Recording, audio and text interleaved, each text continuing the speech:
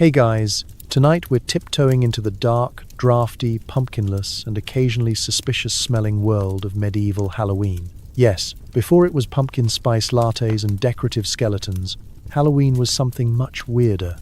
No trick-or-treating, no $60 rubber masks, and, brace yourself, no fun-size candy bars.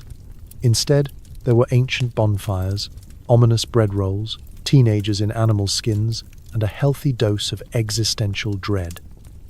If that sounds like your last office party, you might already be prepared. So before you light a candle and try to summon a Wi-Fi signal, go ahead and like the video and subscribe. But only if you actually enjoy this kind of thing. Drop a comment to tell me where you're listening from. Dim the lights. Switch on a fan for that ghostly breeze. And get comfortable. Maybe even wrap yourself in a blanket. Bonus points if it's scratchy wool and smells vaguely of cabbage for historical accuracy. Now, let's play a little game of Have you ever wondered? Have you ever wondered what people did before plastic pumpkins existed? How do you carve a turnip with a dull knife? Was ghosting invented by medieval villagers? And if so, did it involve actual ghosts? Did people really bob for apples? Or was it more like hope you don't choke on a suspicious medieval pear? And what did you hand out to kids at your door if candy wasn't invented yet? Smallpox? Salted fish? A polite warning about the plague? Congratulations, you've just woken up in 1382. It's All Hallows Eve, the most haunted night of the year. And you're standing in a muddy village square, wearing your second worst tunic, surrounded by bonfires, drunken peasants, and the faint smell of burning rutabaga. Good luck. Welcome to the original Halloween. A patchwork of pagan bonfire parties, Christian rebranding, and general nervousness about the dead. Forget plastic bats. Here, you worry about actual spirits, hungry for a snack or maybe a toe. The boundaries between worlds are allegedly thin tonight, which means it's time to light a fire, say a prayer, and hope the ancestors are feeling generous, not vengeful. Let's set the scene. It's late October. The crops are in, the nights are getting colder, and you're down to your last pair of dry socks, which, incidentally, are made of woven goat hair, and the lingering hope that you won't get trench foot before winter. You've survived another harvest. And now, as the days get short and the wind starts sounding like your mother-in-law's disapproval, your village prepares for Samhain. That's pronounced Sowin, as in, you're sowing over your head with these spirits, buddy. Samhain is old. Like, nobody knows when it started old. Long before anyone thought to market plastic pumpkins, Celts across the British Isles would mark the end of the harvest season and the start of winter with bonfires, feasting, and an unsettling amount of nervous laughter. Tonight, according to legend, the veil between the living and the dead is at its thinnest. This is great news if you want to catch up with Grandma Edith. Less great if you're worried about all those ancestors you never returned a borrowed shovel to. So what do? You build a bonfire, not a polite, Instagrammable campfire, but a full-on, towering inferno that could be seen from the next village, and possibly by anyone in the afterlife with good eyesight. This isn't just for warmth. Fire is a magical, spiritual force, the medieval equivalent of do not disturb mode. You toss in bits of the harvest, a handful of last year's moldy bread, and anything else that might placate the supernatural. Don't have anything to offer? Good luck. The only thing hungrier than the living tonight is the dead. Now, before you get too cozy, let's talk about the atmosphere. It's dark. Candles exist, but only if you're rich enough to waste precious tallow. Most people just squint, stumble, and hope they don't trip over a wayward goat. The air is full of strange noises. Wind rattling the shutters, distant church bells, and, if you're really unlucky, the village bard testing out his new dirge remix. Every shadow could be a spirit, a neighbor in a bad costume, or, let's be honest, probably both. Into this darkness comes the church, looking to make sense of all this torch-lit chaos. Around the 8th century, in a move that can only be described as the original brand takeover, Christian leaders declared November 1st to be All Saints' Day, or All Hallows. October 31st becomes All Hallows' Eve, eventually Halloween. Suddenly, your bonfire bash is now an official pre-game for Mass, and your prayers are directed not just at the ancestors, but at an ever-growing list of saints. The idea is to sanctify the season, but really, most villagers just add a few new saints to the guest list and carry on as usual. Meanwhile, everyone's still worried about the ghosts. People wear disguises, usually made of rags, animal skins, and whatever's left in the barn after the cows have had their way with it.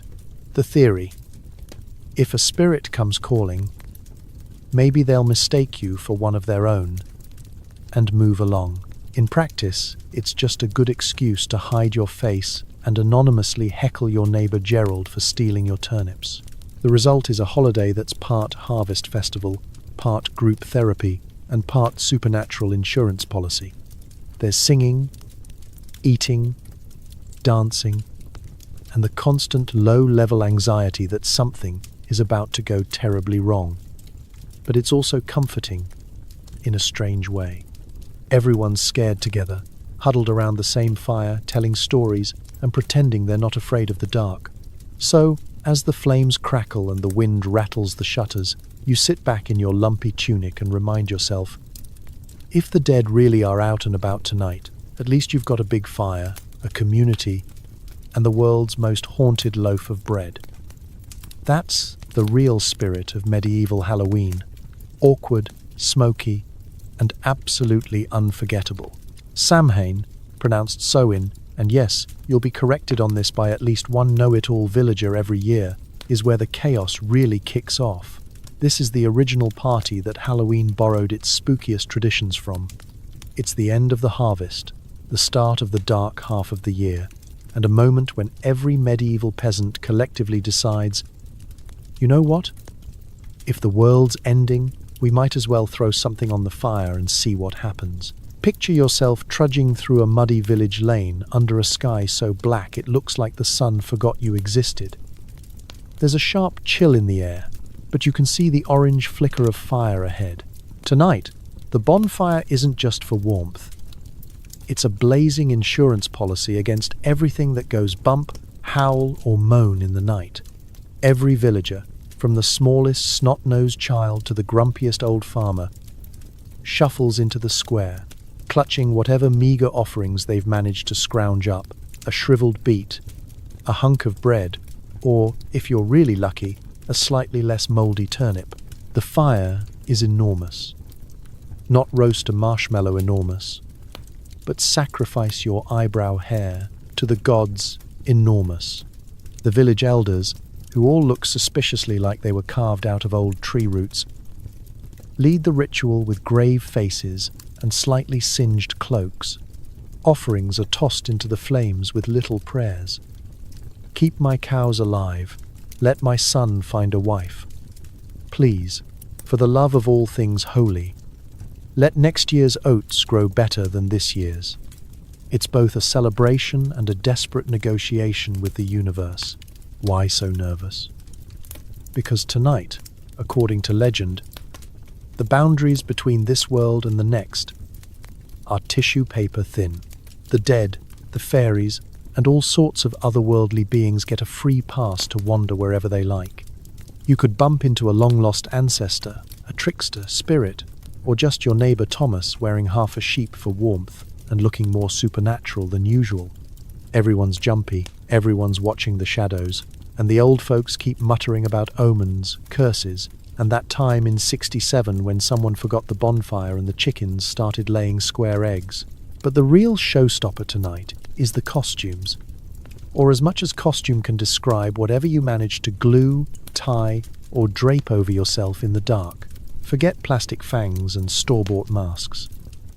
The tradition is to don animal skins, horns, and whatever bits of fur you can beg, borrow, or steal from your livestock. Some claim it's to confuse the spirits, if you look like a goat, maybe a wandering ghost will skip your house and go bother Gerald instead. In practice, it's mostly an excuse for the villagers to unleash their inner chaos gremlin and walk around mooing, clucking, or snorting at each other until someone laughs hard enough to forget the existential dread. Kids get in on the act too. They smear soot on their faces, tie brambles in their hair, and try to out-scare each other with impromptu shrieks and genuinely concerning cackles. If you're especially brave, you might sneak off with your friends to the edge of the woods and dare each other to call out to the spirits. Just don't let your mother catch you, or you'll get a lecture about not inviting the fair folk in for tea. As the fire blazes on, the atmosphere is part festival, part panic attack. There's music, lutes, drums, and some frantic clapping. There's dancing, usually in circles, because no one trusts straight lines after dark. The food is simple but hearty. Oatcakes, roasted apples, and enough mead to warm your bones and lower your standards for what counts as a good time. If you're lucky, you might catch a glimpse of someone's homemade goat costume, usually just a sheepskin draped over questionable undergarments and a pair of sticks tied to your head. You've never seen anything less intimidating or more hilarious. By midnight, the fire is roaring. Everyone's faces are red from smoke, and the line between fear and fun has completely blurred. You're not sure if you're hiding from ghosts, channeling them, or just happy to have survived another year. That's Samhain, a bonfire, a shiver of fear, and a goat costume that you'll never quite live down. Tonight's feast is a masterclass in medieval culinary anxiety. You've got soul cakes, a cross between bread, a cookie, and an existential threat, roasted root vegetables, and maybe a single suspicious apple. Each bite is meant to keep spirits at bay, and possibly to test your digestive system's commitment to survival. Let's begin with the main event, soul cakes. These little round buns are the medieval answer to fun-size candy bars, only with less chocolate and more unresolved theological questions. The idea is simple. On All Hallows' Eve and the days that follow, villagers bake batches of soul cakes, fill them with currants if they're feeling extravagant, and mark the tops with a cross. Then, instead of eating them all themselves like any modern sugar fiend, they give them out to children, beggars, and anyone who comes knocking on the door promising to say a prayer for your dearly departed. In theory, each cake equals one soul lifted a little closer to heaven. In practice, it's mostly a way to offload stale bread and feel mildly superior. But soul cakes are just the beginning. Halloween in the Middle Ages is basically a potluck dinner, where the theme is use it or lose it. The harvest is over, winter is coming, and everything in your larder is a few days away from becoming a science experiment. If you've got cabbages, onions, leeks, or turnips, congratulations, you're the proud host of tonight's buffet. Most dishes are roasted over the communal bonfire, which means everything tastes faintly of smoke and whatever Gerald dropped into the ashes when no one was looking. The centerpiece? Root vegetables, turnips, parsnips, carrots, and the occasional rutabaga. These are peeled, if you're fancy, chopped, tossed in a bit of animal fat, and roasted until they're soft enough to eat with the 5 remaining teeth you've got. Sometimes, for extra flavor, you add herbs or a scrap of dried meat. More often, you just pretend. Everything is communal, platters passed around, fingers grabbing whatever looks least likely to bite back. Cutlery is rare. Napkins are a dream. If you drop it, the 3-second rule is extended indefinitely unless a chicken gets to it first. And then there's the bread.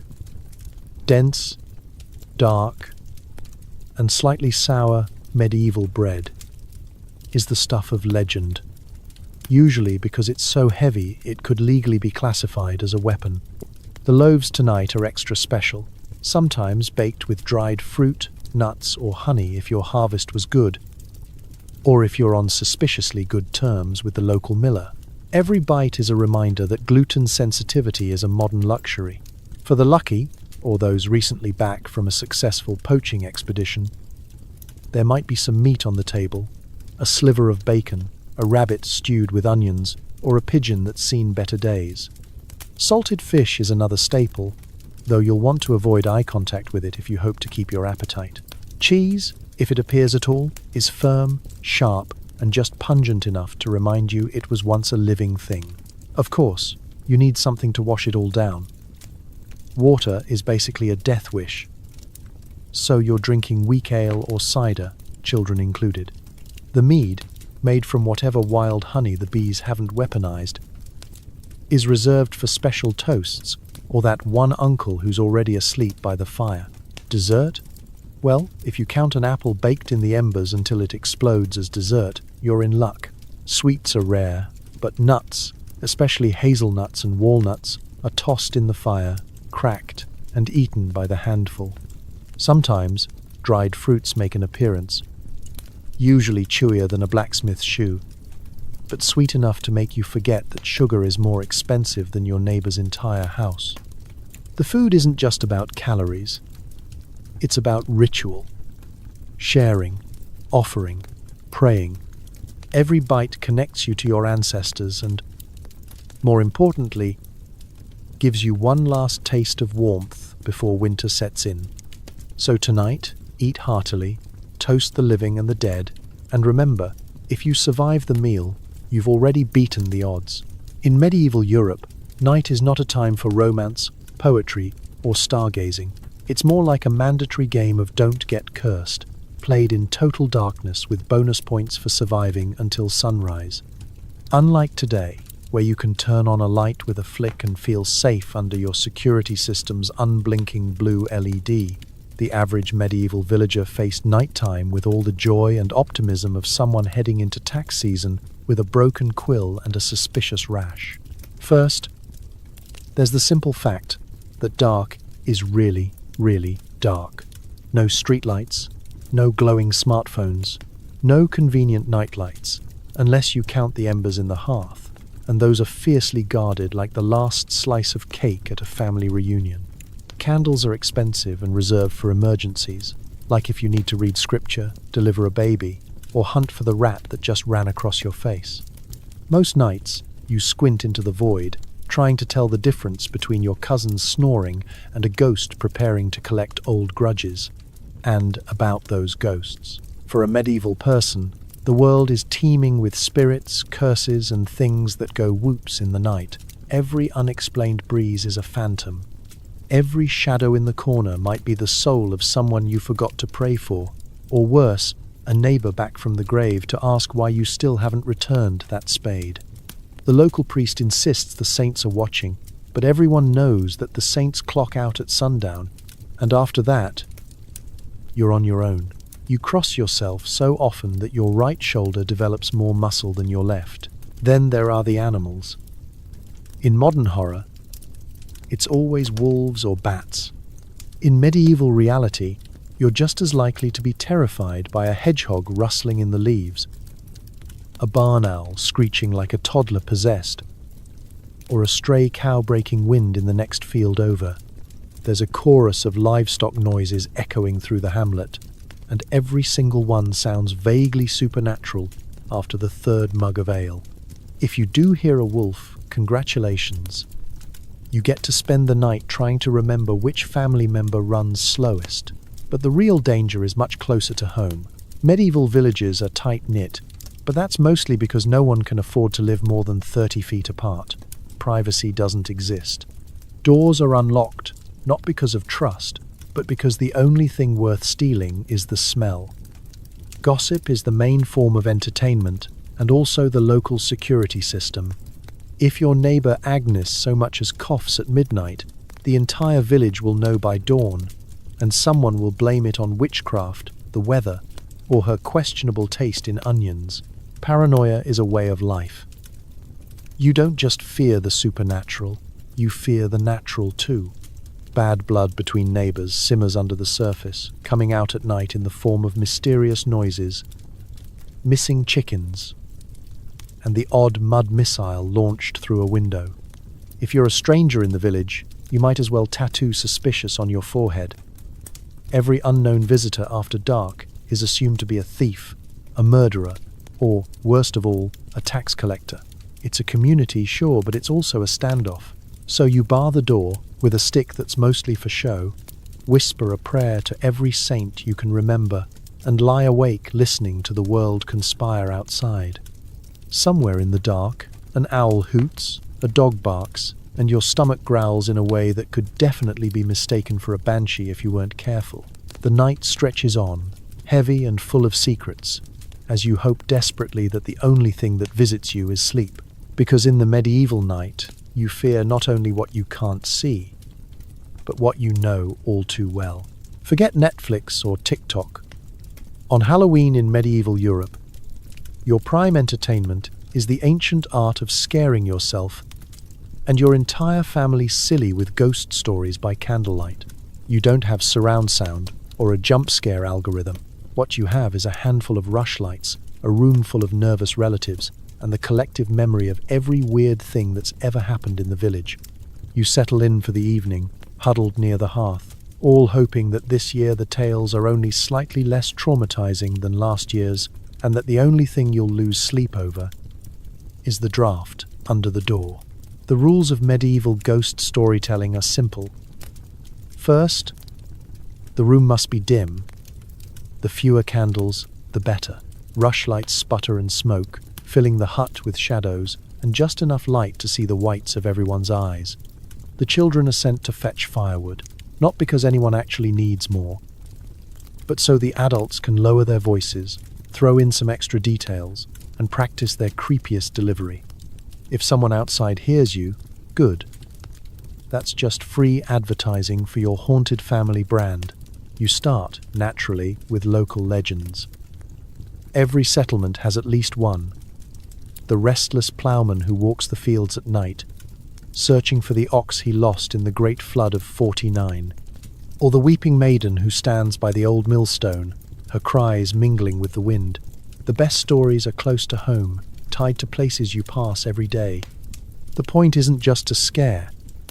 It's to make every dark corner and unfamiliar sound after sunset feel personal. Suddenly, every creek, lane, and garden gate is a potential portal to the afterlife. You've also got tales of wandering spirits, the so-called revenants who rise from their graves on All Hallows Eve, hungry for a meal, a memory, or just someone to acknowledge that their burial wasn't up to code. These ghosts aren't subtle. They bang on windows, howl through keyholes, and move tools around just enough to make you question your sanity. Occasionally, you throw in a story about a phantom monk who appears in the churchyard, warning anyone who listens to stop singing off-key at Mass or else. No ghost story is complete without a good curse. Maybe it's the tale of the old woman who refused to give her last loaf to a hungry stranger, only to be haunted every night by shadowy figures and mysterious knocks.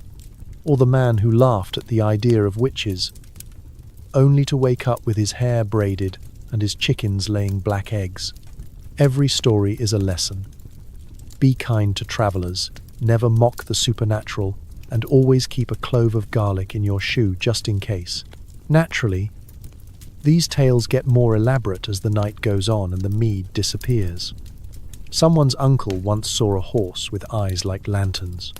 Another claims their grandfather met the devil himself, who offered a deal on cheese, but only if he'd never tell the recipe. By midnight, you're not sure whether you're more afraid of the dead or your family's creative storytelling. Kids, of course, pretend to be unfazed, but you notice them inching closer to the adults.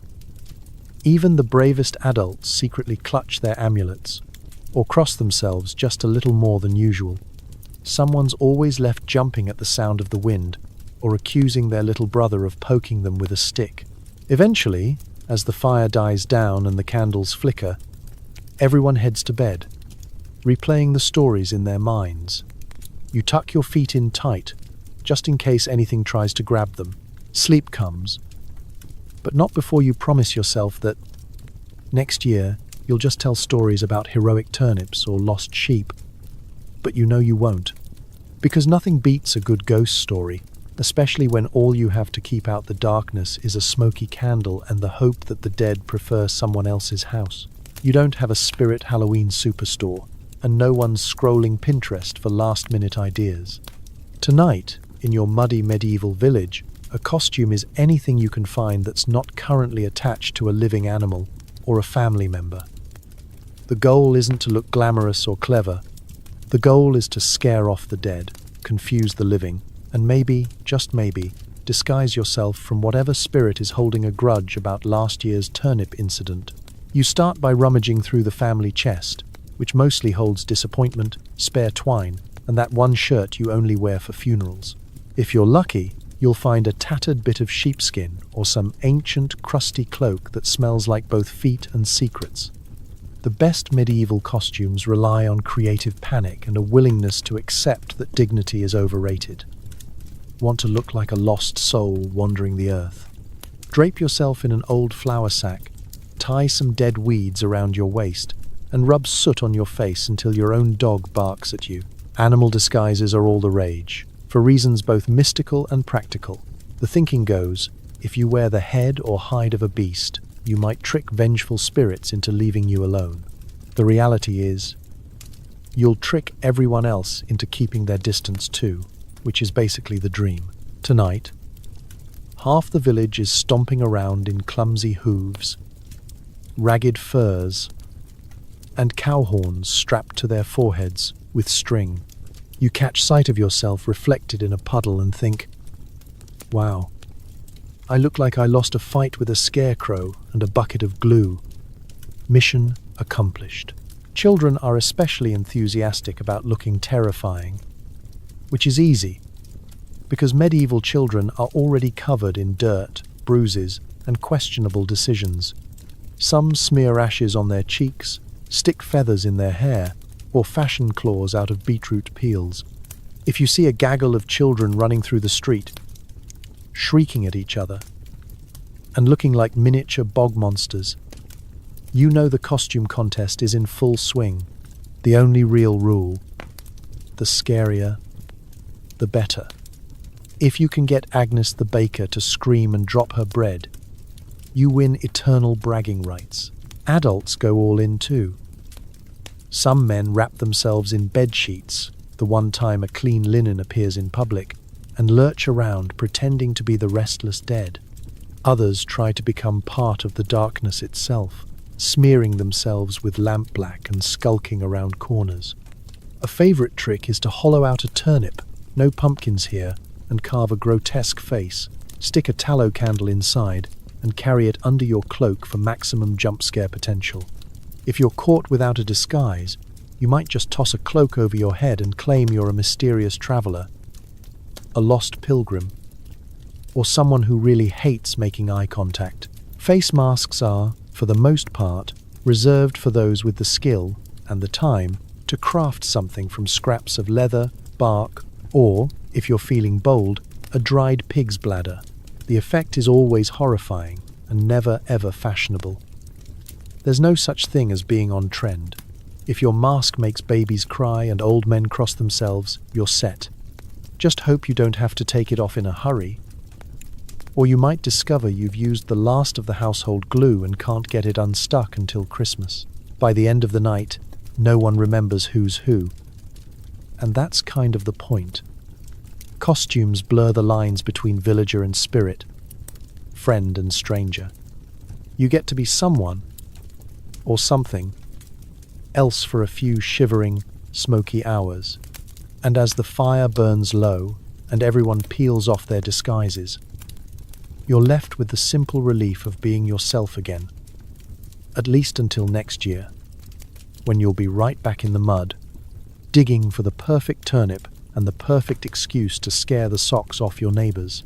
There's no doorbell in your medieval village. If you want to knock on someone's door, you bang on it with a stick, your fist, or whatever's handy, a goat in some cases. Tonight, you're not just visiting your neighbors for idle gossip, you're going soul-caking.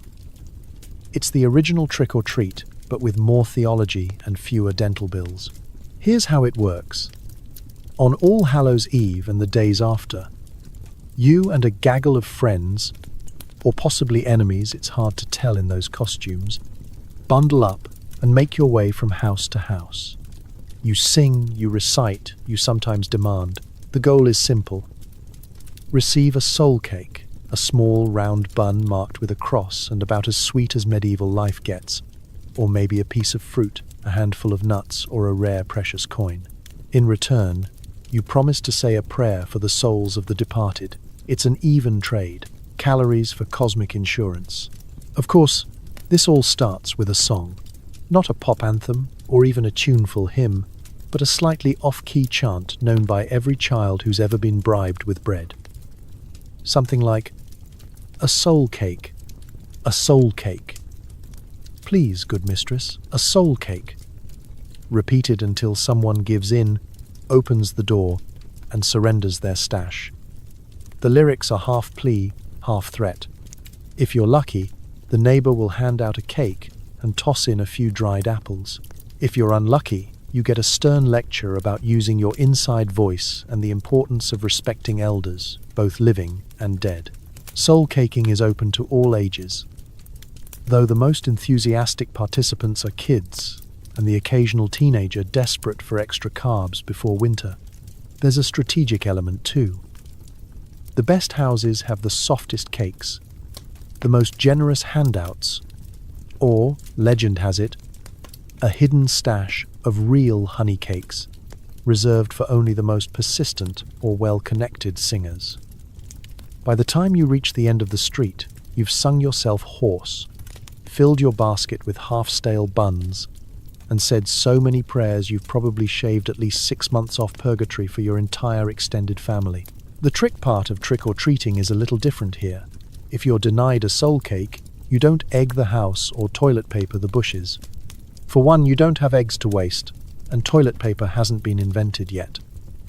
Instead, the local version of mischief is more medieval. Maybe you leave a turnip on the doorstep. Maybe you recite a particularly gloomy verse about what happens to stingy souls in the afterlife. Maybe, if you're really bold, you rearrange a few firewood logs or hide someone's shoes in the bushes.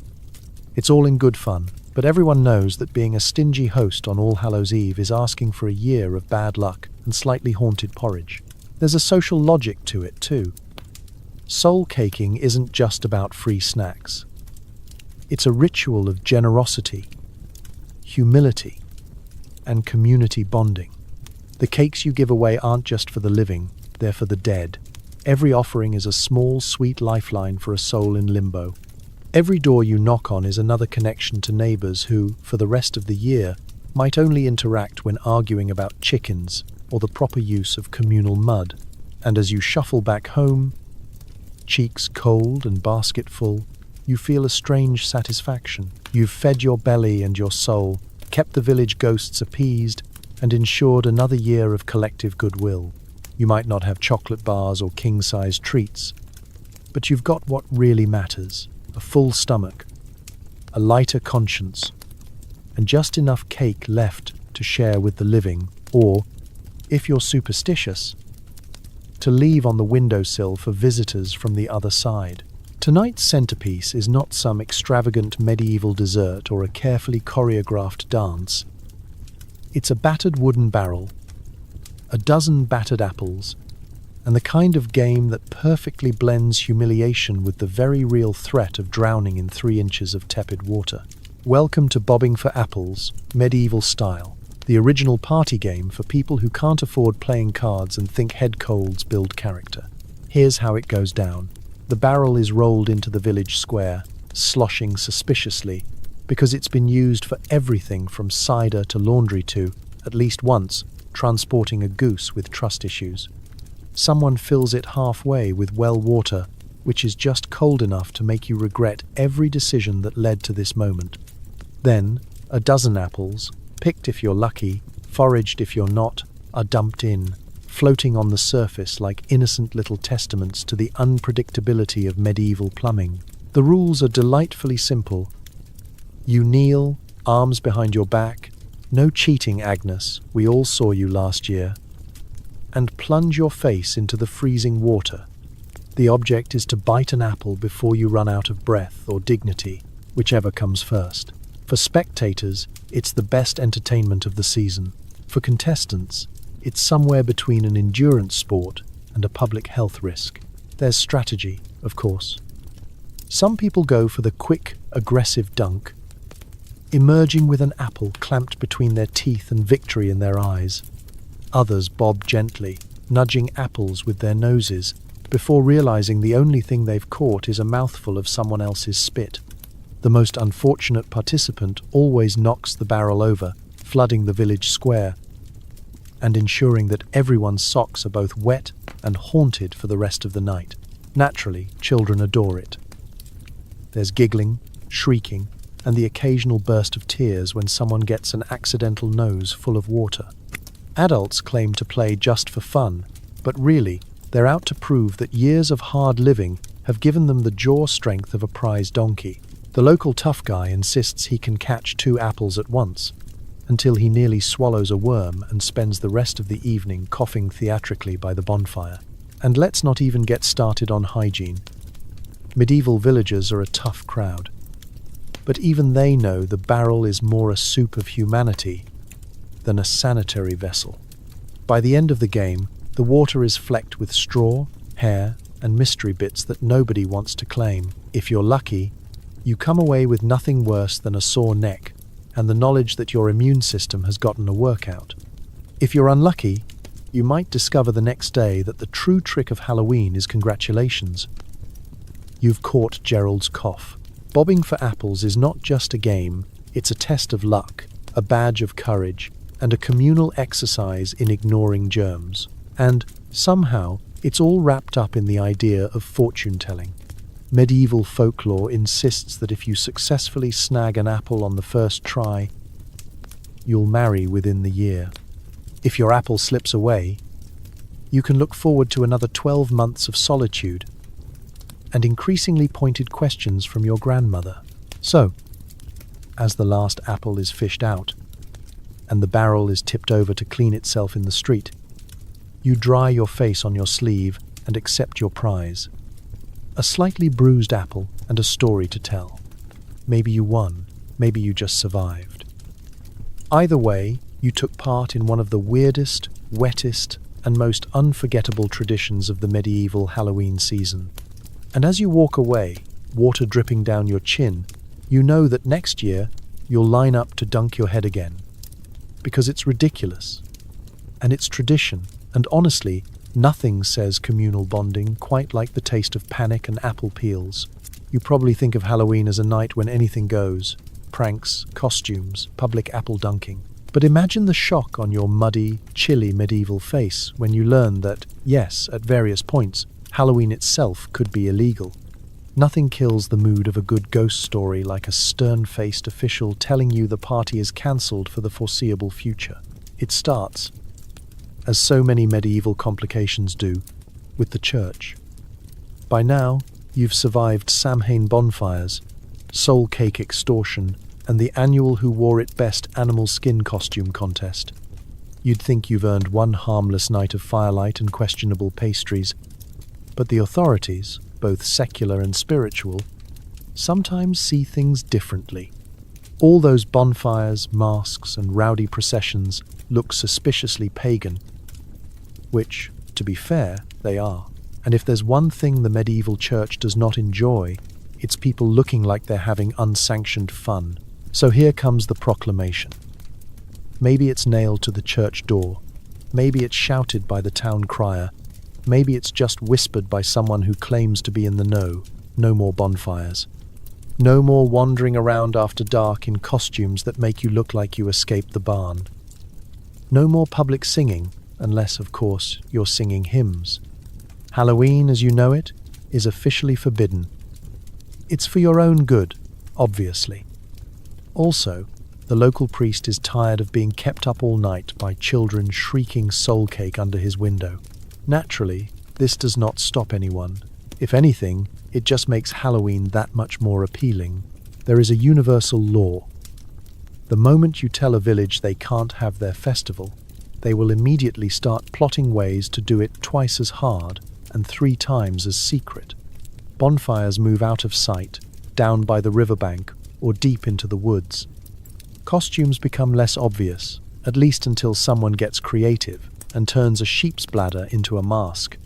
The annual procession is now a spontaneous community stroll, and soul caking is recast as door-to-door prayer exchange. The best traditions don't die.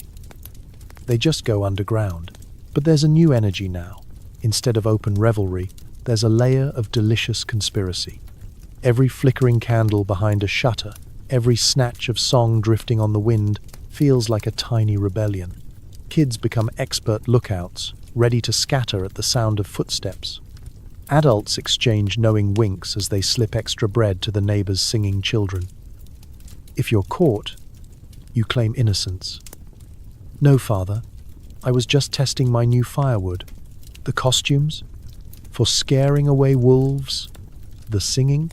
Definitely about Saint somebody or other. Still, the authorities occasionally crack down. If you're especially unlucky, your village might get a visit from an overzealous official, a man whose greatest joy is putting out fires, literal and metaphorical. The punishment for illegal Halloween varies. Sometimes it's a fine, sometimes a night in the stocks, sometimes a particularly stern lecture about the dangers of paganism and the fate of your immortal soul. In the worst cases, repeat offenders are shamed in front of the entire community, an ironic twist, since everyone was probably at the illegal bonfire anyway. Yet somehow, every year, Halloween survives. The old stories are told a little softer, the cakes are passed a little more discreetly, and the bonfires, forbidden as they may be, are rekindled the moment no one's looking. Because no matter how many rules are made, the need for a little chaos, a little laughter, and a little communion with the spooky unknown is stronger than any law. So as you smuggle a smouldering branch back home and brush the soot off your goatskin cape, you realize, sometimes, the best part of Halloween is knowing you shouldn't be celebrating at all. And that, perhaps, is the oldest tradition of all, doing exactly what you're told not to, under the watchful eye of the moon, and loving every forbidden second of it. If you think modern Halloween is full of over-the-top costumes and clickbait horror, just wait until you step into a medieval village on All Hallows' Eve. Tonight, you're not just dodging children armed with sticky apples. You're also navigating a landscape of witches, curses, and the sort of bad luck that can be blamed on root vegetables. Let's start with witches. In the medieval mind, a witch isn't some green-skinned cartoon cackling over a cauldron. She's more likely to be your neighbor, the one who knows too much about herbs or has a slightly unnerving way of looking at your turnips. The definition of witch is fluid. One day it's Agnes, who talks to her cat. The next, it's Edith, who can knit a sock without dropping a stitch. On Halloween, suspicion runs high. The boundary between this world and the next is thin, and any woman, or occasionally a bold man, with a whiff of mystery or the wrong hat, is a prime candidate for accusations. Of course, accusations are practically a sport. Did your bread rise funny? Witchcraft. Did your cow refuse to give milk? Clearly the result of a curse. Find a frog in your bed? That's not just Gerald playing pranks again. It's dark magic, obviously. In the high-stakes drama of medieval village life, anything even slightly unfortunate can be traced back to someone with witchy tendencies and a surplus of rosemary. Tonight, as you make your way through the festivities, you keep a wary eye out for curses. The air is thick with omens. If you spill salt, you're doomed. If a black cat crosses your path, cancel your plans. If you forget to say bless you when someone sneezes, well, just start writing your will. The best defense is offense. Sprinkle salt on your doorstep, hang an iron key over your door, and, if you're especially paranoid, carry a clove of garlic in your sock. You may not smell great, but at least the curses might bounce off you and onto Gerald, who definitely deserves it. And then there are the turnips. Modern Halloween gives you the cheerful, glowing pumpkin. Medieval Halloween gives you its grumpy cousin, the humble, unlucky turnip. These root vegetables are everywhere, carved into grotesque little faces, hollowed out and stuck with candles, and placed in windows to ward off spirits. Theoretically, they're supposed to keep witches and ghosts at bay. In reality, they're more likely to trip you in the dark or roll menacingly into your path just as you're sure you saw a ghost behind the chicken coop. Some folks insist that turnips are bad luck. Maybe it's because they look so gnarled and human-like once carved. Maybe it's because you always forget to harvest one and discover it rotting in the field just in time for someone to point and shout, "Sign of a curse!" Either way, you give the turnips a wide berth, only interacting with them when absolutely necessary, and always with a healthy dose of suspicion. The church, naturally, is not a fan of all this witch and curse business. The local priest spends the evening walking from door to door, splashing holy water and warning against superstitious nonsense. His advice: pray more, worry less, and definitely don't let Agnes organize the soul cake rota this year. But deep down, everyone knows that a little superstition keeps the long night interesting and gives you someone to blame when the pie crust burns. By the end of the evening, you've managed to avoid the worst curses, nod politely to every suspected witch, and only tripped over 3 turnips. You hang a sprig of rosemary above your bed, mutter a prayer for luck, and promise yourself that next year you'll just stay inside. But you won't, because Halloween is about dancing with the unknown, even if it means dodging a hex or two and facing the business end of a very unlucky vegetable. Let's get one thing straight. In medieval times, you don't have to travel far to find a haunted house. You're living in it. Your house is the very definition of atmospheric, which is another way of saying cold, drafty, and always slightly damp. If modern haunted houses are full of cobwebs and fake skeletons, yours comes pre-installed with the real thing, or at least something scurrying under the floorboards that hasn't been seen since last Easter. First, there's the look and feel. Your home is a single room made of wood, wattle, daub, and whatever else you could convince the neighbors to help you carry from the forest.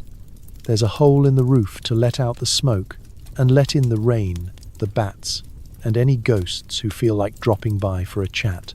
The floor is dirt, possibly sprinkled with straw if you're lucky, or whatever's left of last year's rushes if you're not. Every step is a gentle crunch or a squish, depending on the season. Let's talk about sound.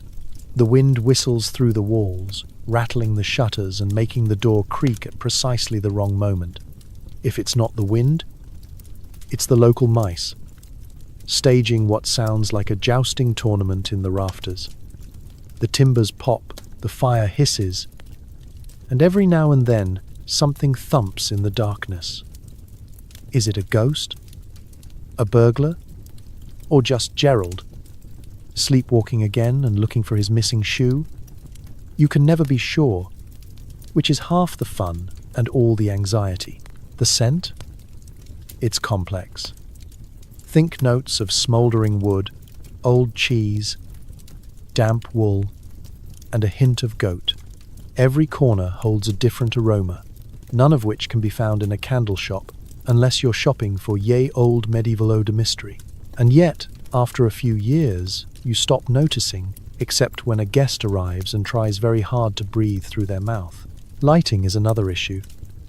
At night, you're at the mercy of the hearth fire, a candle if you're feeling extravagant, or the occasional lantern if you haven't pawned it for bread.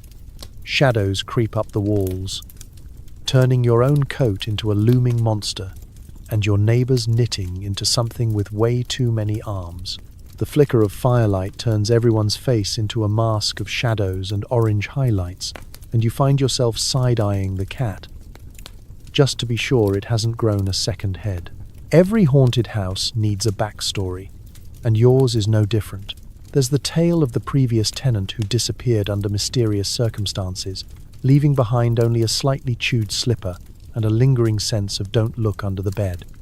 There are rumors about the corner of the room that always stays cold, no matter how many times you block the draft or pile on straw. The village kids dare each other to knock on your door after sunset, convinced that a ghost, or at least a very angry chicken, will answer. Even your furniture, adds to the ambience. The bed is lumpy and always seems to sag toward the center, like it's trying to swallow you whole. The table wobbles, no matter how you prop it up, and the single chair is only slightly less haunted than the rest of the house. If you own a chest, it squeaks. If you own a cupboard, it rattles. No one in the village trusts a piece of furniture that doesn't make a mysterious noise at least once a night. Yet, for all its quirks, your haunted house is home. You know every creak and groan, every suspicious stain and unexplained draft. It's not perfect. It's not even dry. But it's where you weather the storms, real and supernatural. And as you pull your blanket tight and hope the wind is the only thing knocking tonight, you realize, in the Middle Ages, every house is haunted. And that's just the way you like it. If you think social media is a modern invention, you've clearly never stood around a medieval village bonfire on Halloween night. Sure, you can't like someone's outfit with a tap, but you can compliment their goat hide mask to their face, which is the original version of a heart emoji. This fire is the hot, smoky, gossip-filled center of your world, a community hub where news is shared, reputations are made, and the local bard tries and fails to launch the village's next viral song. As the sun sets and the chill creeps in, everyone gravitates toward the crackling flames in the middle of the square. It's a massive fire, so big that you sometimes wonder if it's meant to keep away spirits or just give everyone an excuse to roast things you wouldn't dare eat at home. You huddle close, careful not to burn your only tunic. The children are darting in and out of the light, waving sticks and pretending to be knights or, if they're particularly mischievous, cursed turnips. This is where the real magic happens. The bonfire is the medieval message board, rumor mill, dating app, and talent show all rolled into one. Want to announce an engagement? Stand near the fire and say it loud enough for 3 gossips to overhear. Looking for a lost goat? Describe it to your neighbor, and in 10 minutes, the entire village will be on the lookout. Or, if it's Gerald's goat, pretending they never saw it. If you're in the mood for drama, wait for someone to bring up last year's crop failure, or the mysterious disappearance of the village's only decent ladle. There's no privacy. Everything you say is public, and everything you do is up for commentary. Did you drop your bread in the fire? 5 people will tease you about it until spring. Did you wear the same costume as last year? Expect to hear about it from everyone who's pretending they didn't do the same. Here, reputation is currency, and laughter is the main form of payment. If you're not careful, your embarrassing story will be passed around faster than a basket of slightly charred chestnuts. The fire is also the stage. Someone, usually the local bard, or that one uncle who's convinced he's hilarious, will start up a song or a story. Maybe it's a spooky tale about the haunted well. Maybe it's a bawdy ballad about Agnes's attempt to dye wool with beetroot. Spoiler, it went badly. If you're lucky, there's music, lutes, drums, maybe a shrill whistle, all played with enthusiasm and variable skill.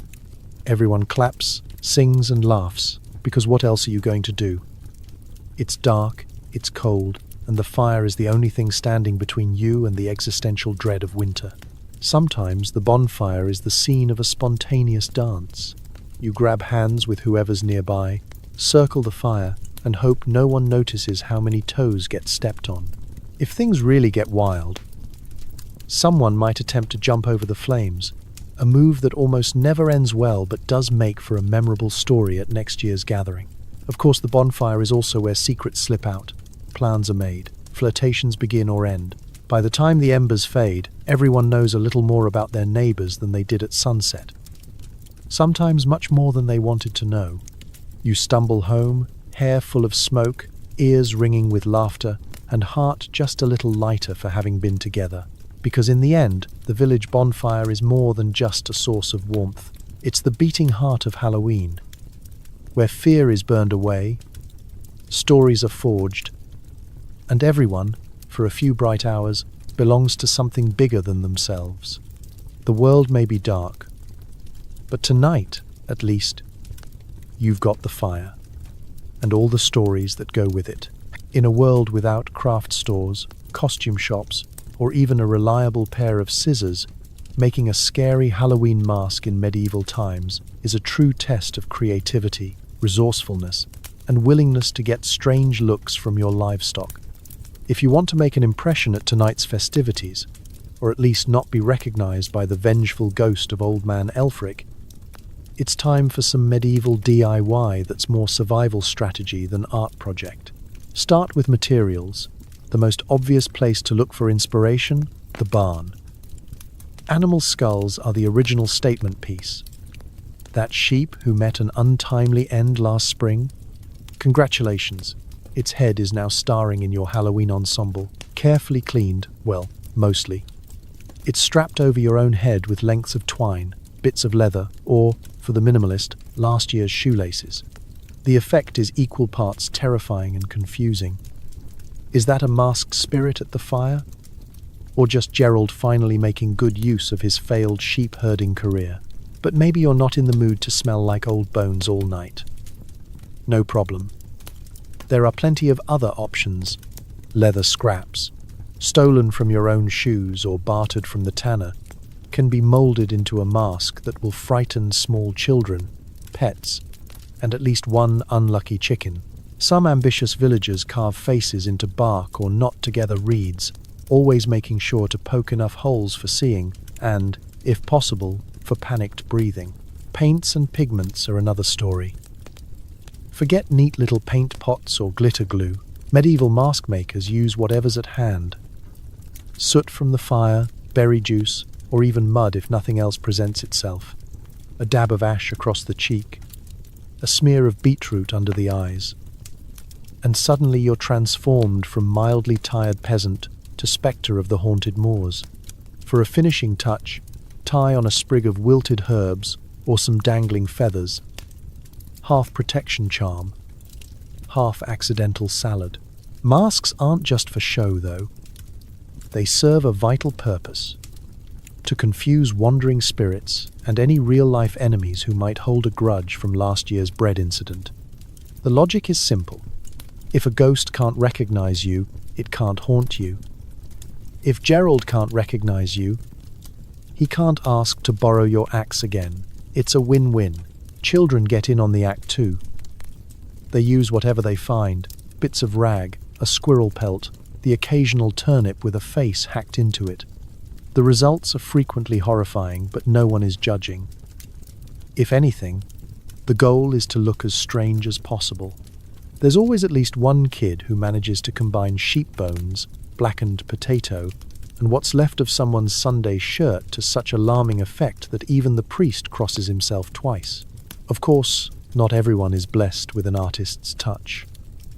Sometimes, in the rush of preparations, you end up with something less spirit-scaring terror and more misshapen owl having a bad day.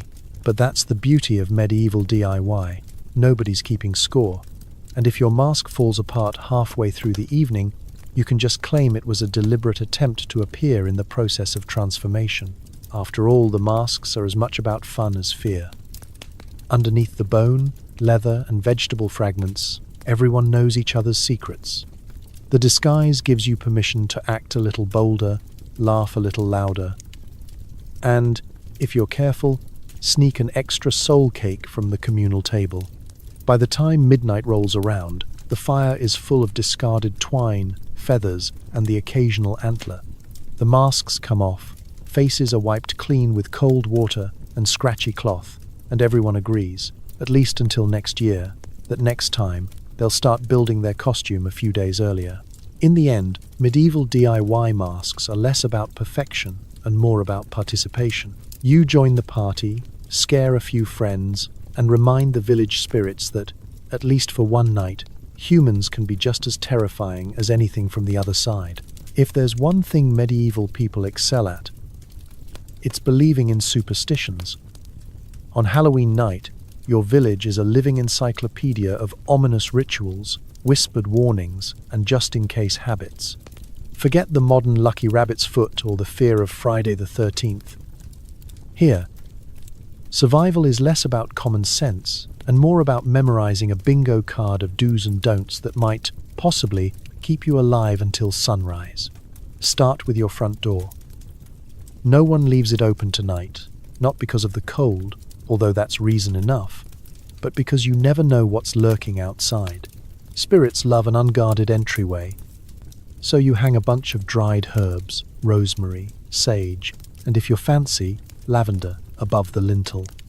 Some folks go a step further and nail an iron key or horseshoe next to the door. The logic? Ghosts hate metal, especially when it's rusty and likely to give them tetanus. Then there's the business of thresholds. Step inside with your right foot first.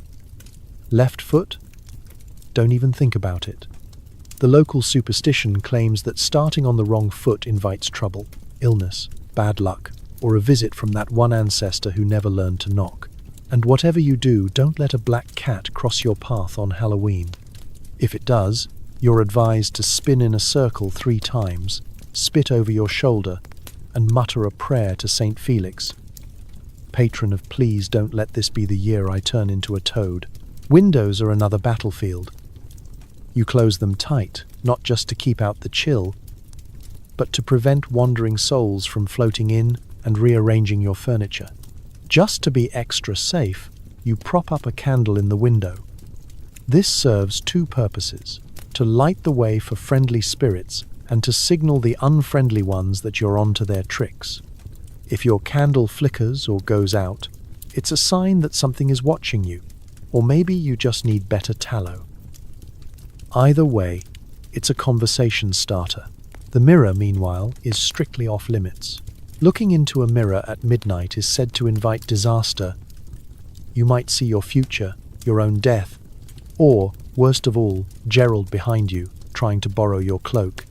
To be safe, you cover every reflective surface with cloth, even if it means stumbling around your own house and tripping over a turnip in the dark. Food, too, gets the superstition treatment. You save a bit of your dinner for the spirits.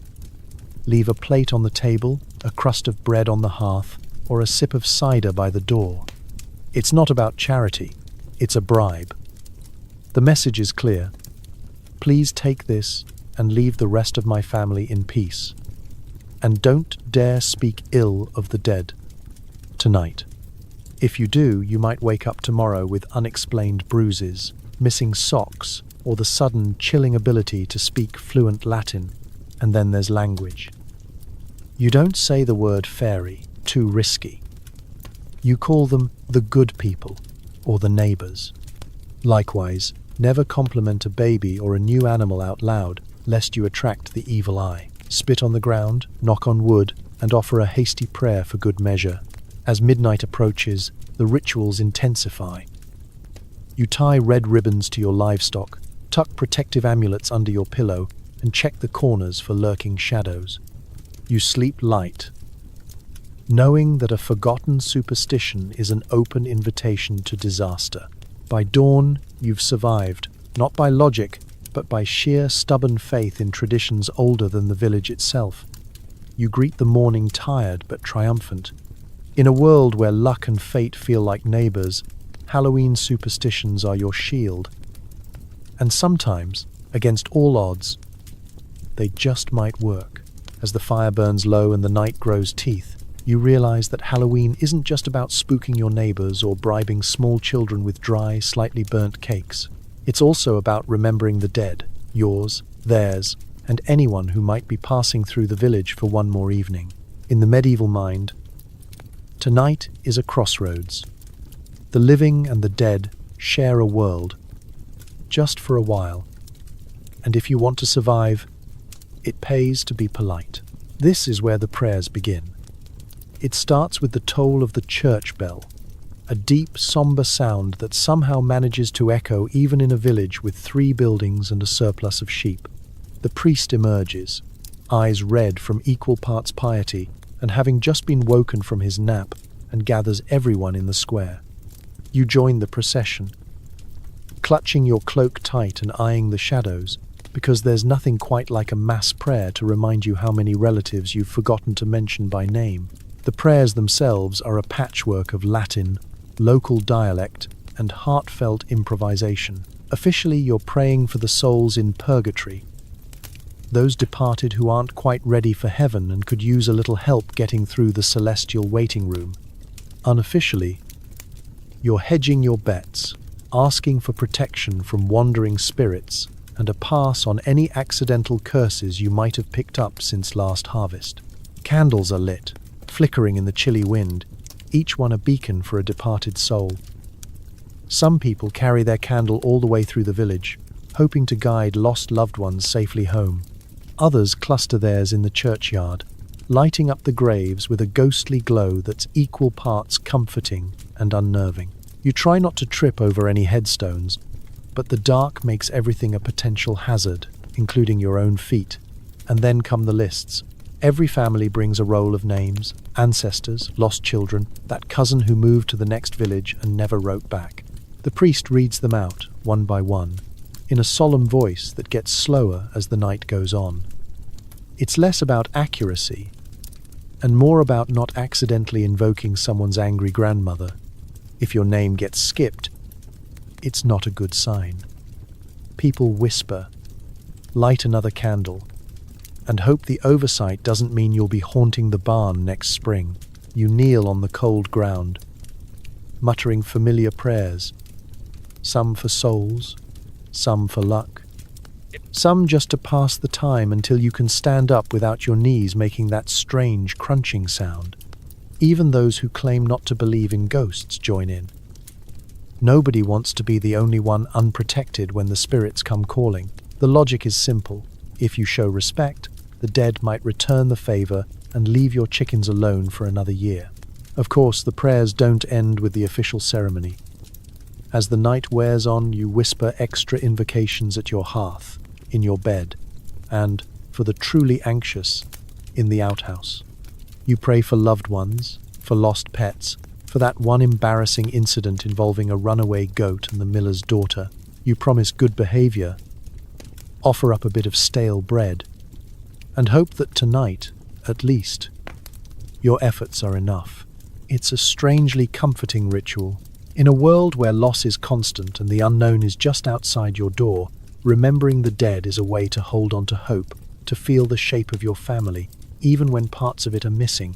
You finish your prayers, blow out your candle, and crawl into bed, hoping that you've honored the dead, appeased the restless, and secured a few more peaceful nights for the living.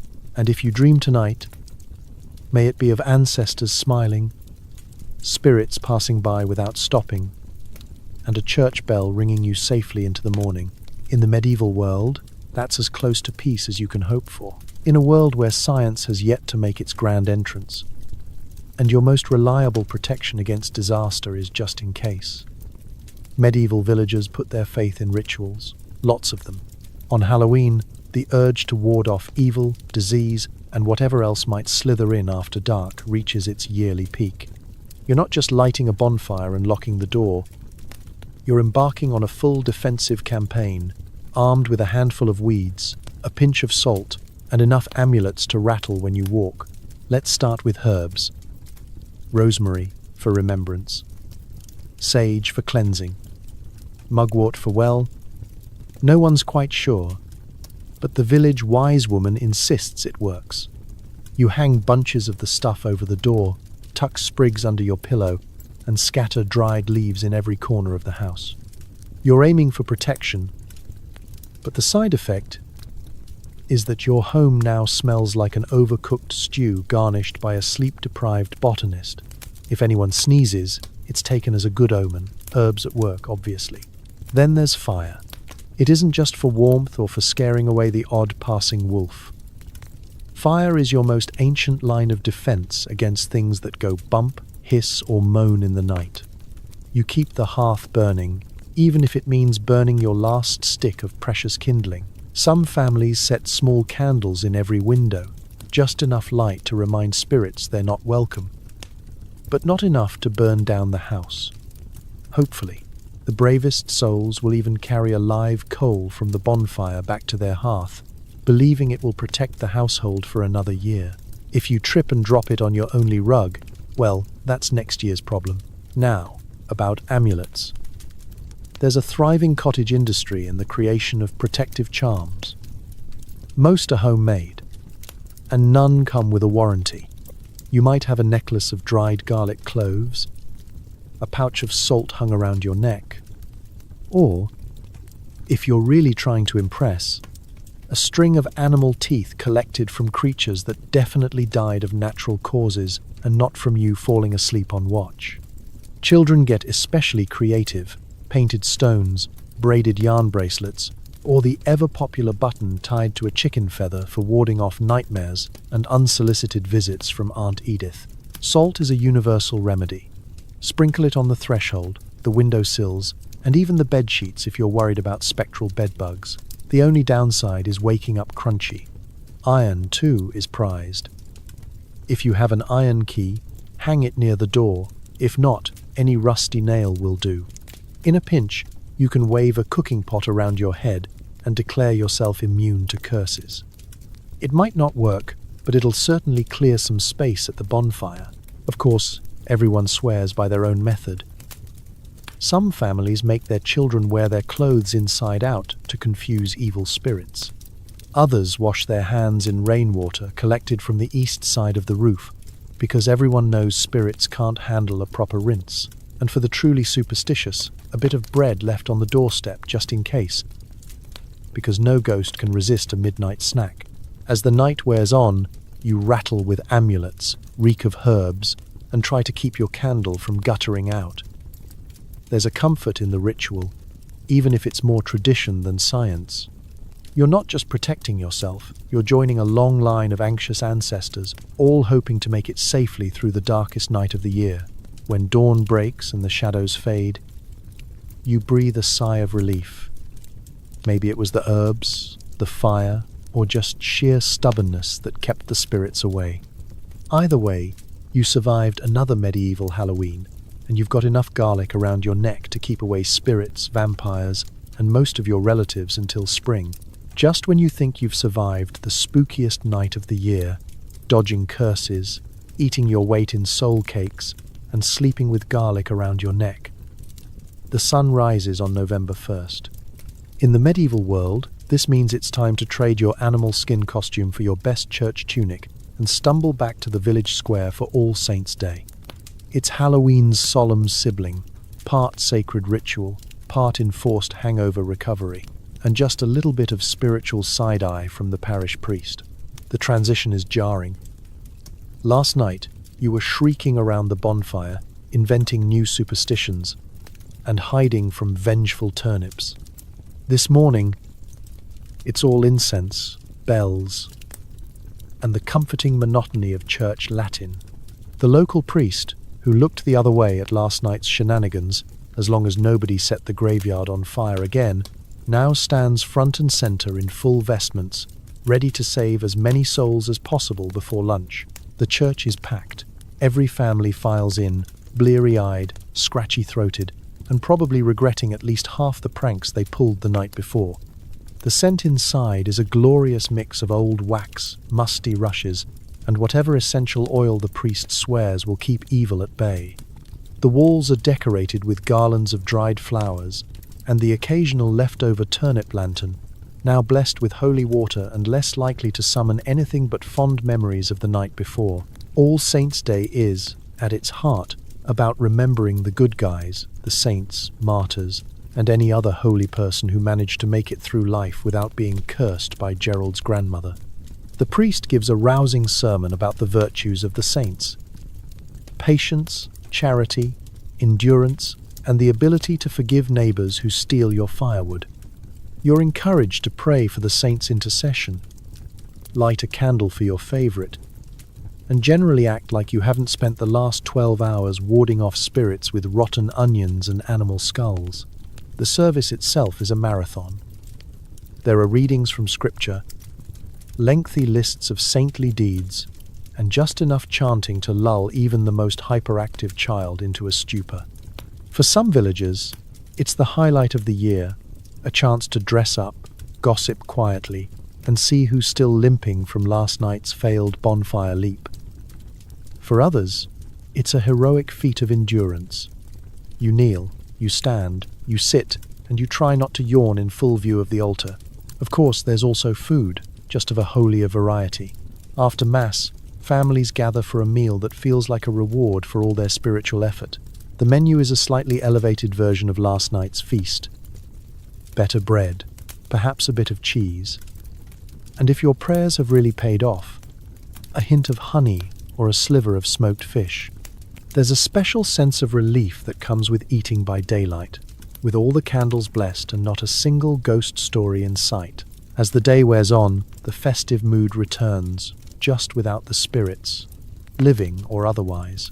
Games for children, more singing, the saintly kind this time, and a bit of well-deserved loafing in the afternoon Sunday.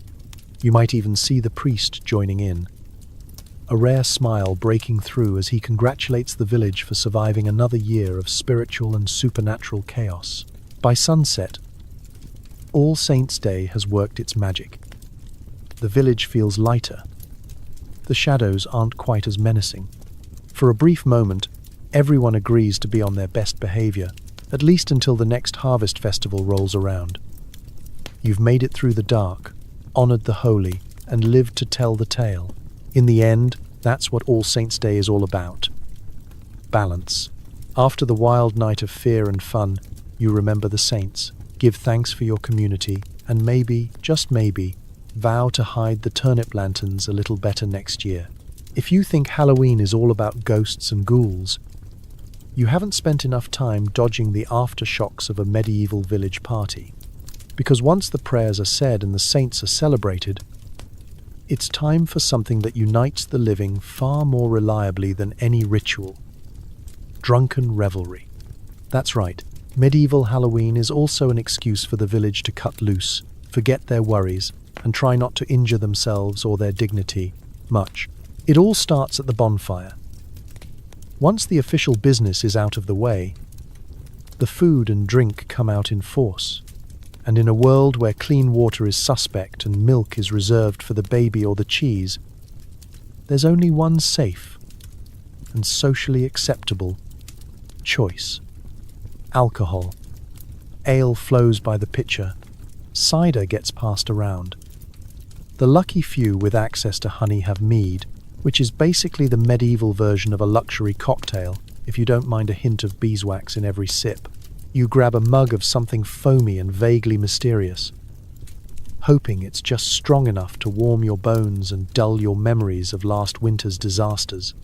The children are sent to bed, or at least told to stay near the embers, leaving the adults to relive their youth with questionable dancing and impromptu song. Someone always starts the singing, usually with a familiar ballad about turnips, lost love, or a pig who refused to be slaughtered. The lyrics are flexible and get more creative and more questionable the deeper the night goes. Dancing is inevitable. Someone pulls out a battered drum, another a cracked flute, and before you know it, a chain of villagers is snaking around the fire in a choreography that can best be described as enthusiastic but hazardous. Medieval shoes are not designed for traction. You slip, you stumble, and you hope your fall is funny enough for applause, not sympathy. There's a cheer every time someone manages to leap over a dying ember, and a collective gasp when Gerald, fueled by one mug too many, attempts to vault the whole bonfire and nearly takes out the soul cake table. Games start up as the night deepens. Arm wrestling matches pit brawny farmers against nimble weavers. Wheelbarrow races, held on the only bit of flat ground not currently occupied by livestock, lead to more bruises and more laughter. There's a tradition of telling increasingly wild ghost stories, each participant trying to outdo the last until everyone is shrieking or howling with laughter, or both. As the mugs empty, the conversations grow both deeper and stranger. There's philosophizing about the nature of spirits, heated debates over whether Agnes's bread is genuinely haunted, and the occasional heartfelt confession, shouted across the fire, about how much everyone actually likes each other, at least until the mead runs out. If you're lucky, you'll hear tales of ancient battles, unlikely romances, and maybe, if the mood is just right, the origin story of that one very peculiar goat who always turns up on festival nights. Of course, not everyone makes it to the end. The less experienced drinkers, and a few of the old pros, inevitably end up asleep in a wheelbarrow, on top of the woodpile, or nestled under the communal table, snoring with the kind of peace only found after 3 tankards of ale and a night well spent. If you wake up with someone else's hat, or find a turnip in your shoe, you know you've celebrated properly. As dawn approaches, the fire dwindles, the singing turns to soft humming, and everyone shuffles home, arms linked, hearts lighter, and memories just fuzzy enough to excuse whatever happened on the dance floor. In the end, medieval drunken revelry isn't about excess or escape. It's about togetherness, the comfort of laughter, and a shared promise to make it through the long winter nights ahead. And maybe, just maybe, next year you'll remember not to let Gerald anywhere near the bonfire. Modern Halloween is awash in grinning jack-o'-lanterns, rows of cheerful orange pumpkins with candlelit smiles lighting up front porches. But in medieval Europe, the pumpkin is an ocean away, languishing somewhere in the New World. Here, you make do with what the earth gives you. The humble, stubborn, and profoundly uncooperative turnip. It begins innocently enough. Someone suggests making a lantern to frighten off spirits, or maybe just to show up Gerald's haunted beetroot from last year. But there's no smooth, hollow pumpkin waiting in the fields. Instead, you're handed a turnip, warty, gnarled, and roughly the size and consistency of an irritated badger. If you're lucky, it's not sprouting a mysterious mold. If you're unlucky, well, welcome to the medieval tradition of lower expectations. Armed with a knife that's seen more bread crusts than vegetables, you set to work. The turnip, however, is not in a cooperative mood. Unlike a pumpkin, it offers no clear path, no roomy interior. You jab, twist, and mutter curses your priest would definitely not approve of. The flesh is tough, the skin is tougher, and halfway through, your hand is numb, and you're wondering if it's too late to switch religions. Eventually, you hollow out a cavity barely big enough to fit the world's saddest candle. Then comes the artistry, if you can call it that. A few gouged holes for eyes, a jagged slit for a mouth, and your lantern looks less like a mischievous spirit and more like something you'd find lurking at the bottom of a root cellar. Some villagers get creative, carving elaborate patterns or stacking turnips for a multi-story effect. Most, however, settle for whatever doesn't collapse inward or burst into flames within the first hour. Lighting the turnip is its own adventure. Candles are precious, and the wind outside is eager to help your lantern fail. You balance the candle inside, shield the flame, and set the whole thing in your window or on a post near the path. The light flickers, casting strange shadows and, if you're honest, looking more haunted than haunting. If it stays lit for more than 5 minutes, you consider it a small miracle and immediately take credit for superior craftsmanship. For the children, carved turnips are both delight and terror. They compete to see who can make the ugliest face or the scariest grin. A few dare each other to carry their lanterns through the darkest part of the village, hoping to startle a friend or maybe an unlucky chicken. There are stories, of course there are stories, about the turnip that glowed all night, or the one that scared off not just ghosts, but the neighbor's prize goat. These tales grow taller each year, much like the pile of discarded turnip tops outside the village gate. As you survey the line of lumpy, flickering lanterns, you can't help but feel a weird sense of pride. The turnip is nobody's idea of perfect. It's a little ugly, a lot stubborn, and more likely to confuse than to inspire. But for one night, it's the heart of the celebration, proof that with enough determination, a sharp knife, and a willingness to cry in public, even the most unglamorous vegetable can shine. So this Halloween, before you marvel at the perfect symmetry of a modern jack-o'-lantern, spare a thought for your ancestors and their haunted turnips. They may not be pretty, but they kept the darkness at bay and gave the whole village something to laugh about, year after year. In a medieval village, Halloween is not just about fending off ghosts and hoarding soul cakes. It's also the best night to peek into the future, using whatever questionable tools you have lying around. If you're hoping for Instagram-worthy predictions or even just a vague sense of reassurance, prepare for disappointment. Medieval fortune-telling is mostly apples, candles, and the kind of logic that makes modern horoscopes look like quantum physics. It usually begins with the apple games. Apples are prized, partly because they're actual food and partly because they double as magical oracles, at least for one night. The classic trick is apple peels. You slice an apple in a single long spiral, careful not to break the peel, then toss it over your shoulder. The letter it forms on the floor is supposedly the initial of your future spouse. Unless, of course, it just looks like a question mark, or even worse, an actual worm. In that case, you laugh it off and claim you were just checking for freshness. Next comes bobbing for apples, but not just for fun. Whoever snags an apple on the first try is destined for good luck, maybe even a wedding by next harvest. If you can't catch one, well, you're doomed to another year of singlehood and communal teasing. The real fortune, of course, is not swallowing too much barrel water and avoiding Gerald's sneezing fit from last round. Candles are another popular tool in your medieval prophecy kit. A favorite ritual involves setting a row of candles in a dark room and watching which one burns the brightest. The strongest flame means luck for the person standing closest. So there's always a suspicious number of villagers subtly jockeying for position.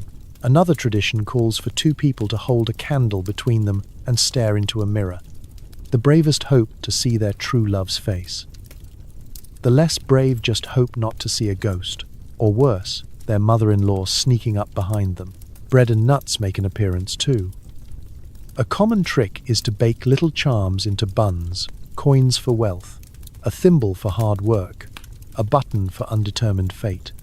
If you bite into a charm, you're supposed to act delighted, even if you nearly break a tooth. For the more superstitious, roasting hazelnuts over the fire lets you read your romantic prospects. If the nuts pop or burn, bad news. If they roast quietly, congratulations, true love is on its way. Or at least another year of edible nuts. Some methods require even less effort. Dream interpretation is big. Eat a piece of special dumb cake, sleep on your left side, and you'll supposedly dream of your future spouse.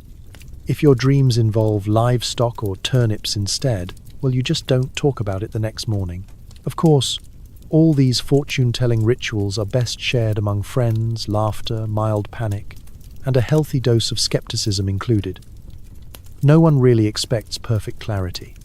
But in a world where life is uncertain, the weather unpredictable, and your next meal a mystery, these silly rituals offer a little hope, a little connection, and maybe an excuse to eat an extra apple.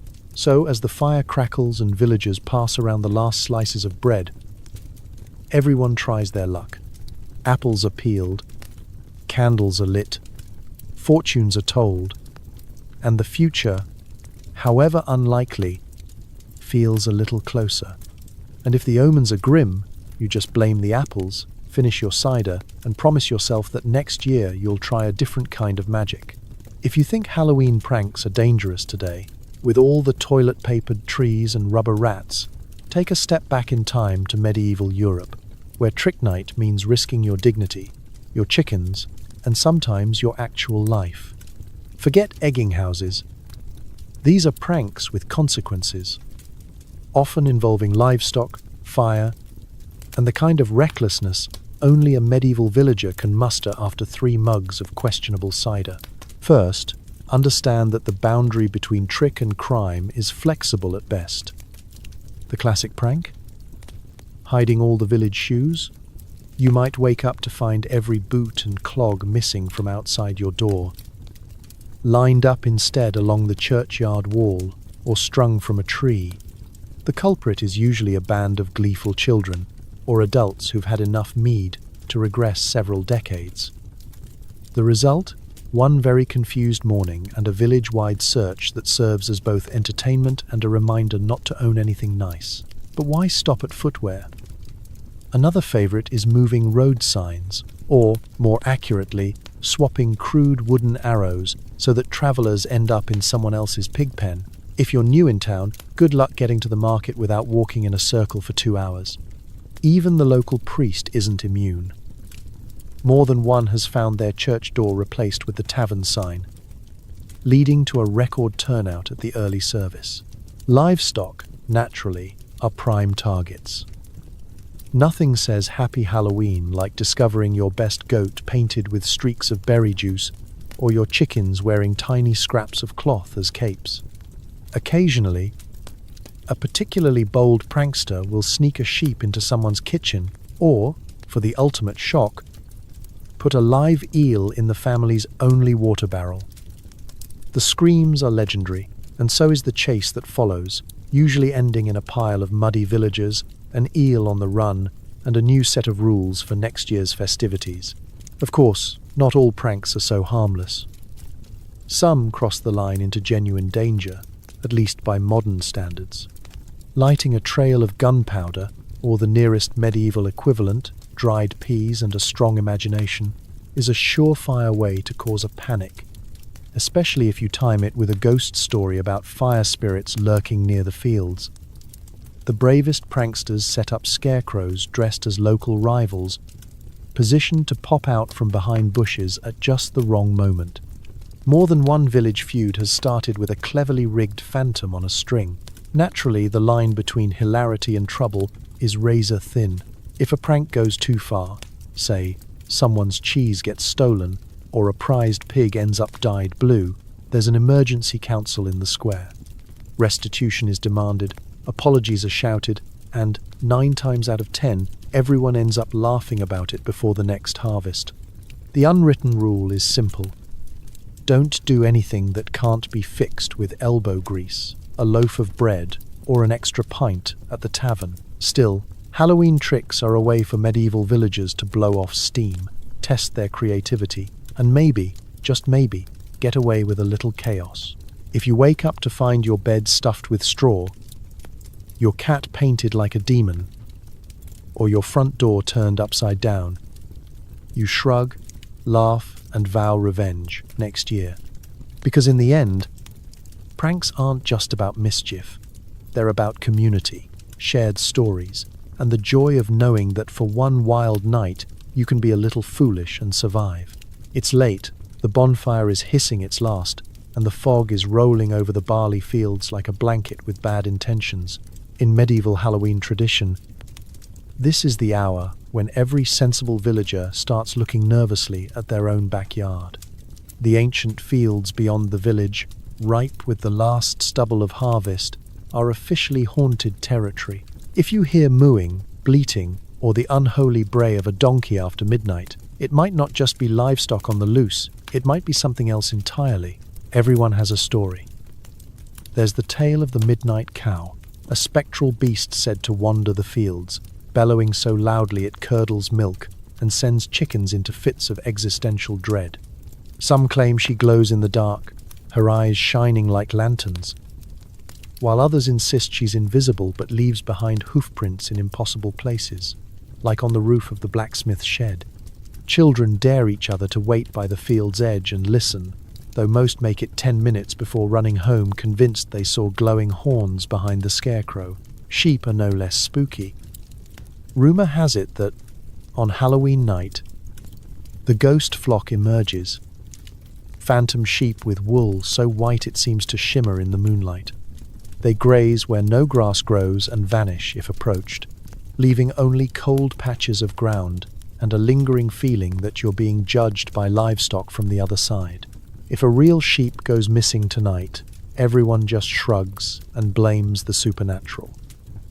It's a convenient excuse, especially if you forgot to fix the fence. But why all the haunted animals? Blame the fields themselves. These lands are ancient, layered with stories, superstitions, and more than a few suspiciously shallow graves. Every strange shadow is a restless spirit. Every odd noise after dark is an omen, or, at the very least, a bored raccoon looking for turnips. The elders tell of farmers who ploughed up mysterious bones and spent the rest of their lives chased by bad luck and mysterious flatulence. Even ordinary crows get in on the action, cawing in chorus, as if announcing some ghostly livestock parade. The line between fact and fiction is as thin as the mist. Someone's always convinced they've seen a two-headed calf at dawn or a rooster crowing at midnight in a voice suspiciously like the priest's. Sometimes, villagers wake to find their haystacks rearranged into ominous patterns, their tools scattered, or their ox painted with a stripe down its back, a sure sign that the local pranksters, or possibly spirits, have been up to mischief. Naturally, everyone has their own method for protection. Some tie red ribbons to their animals' tails to ward off ghosts.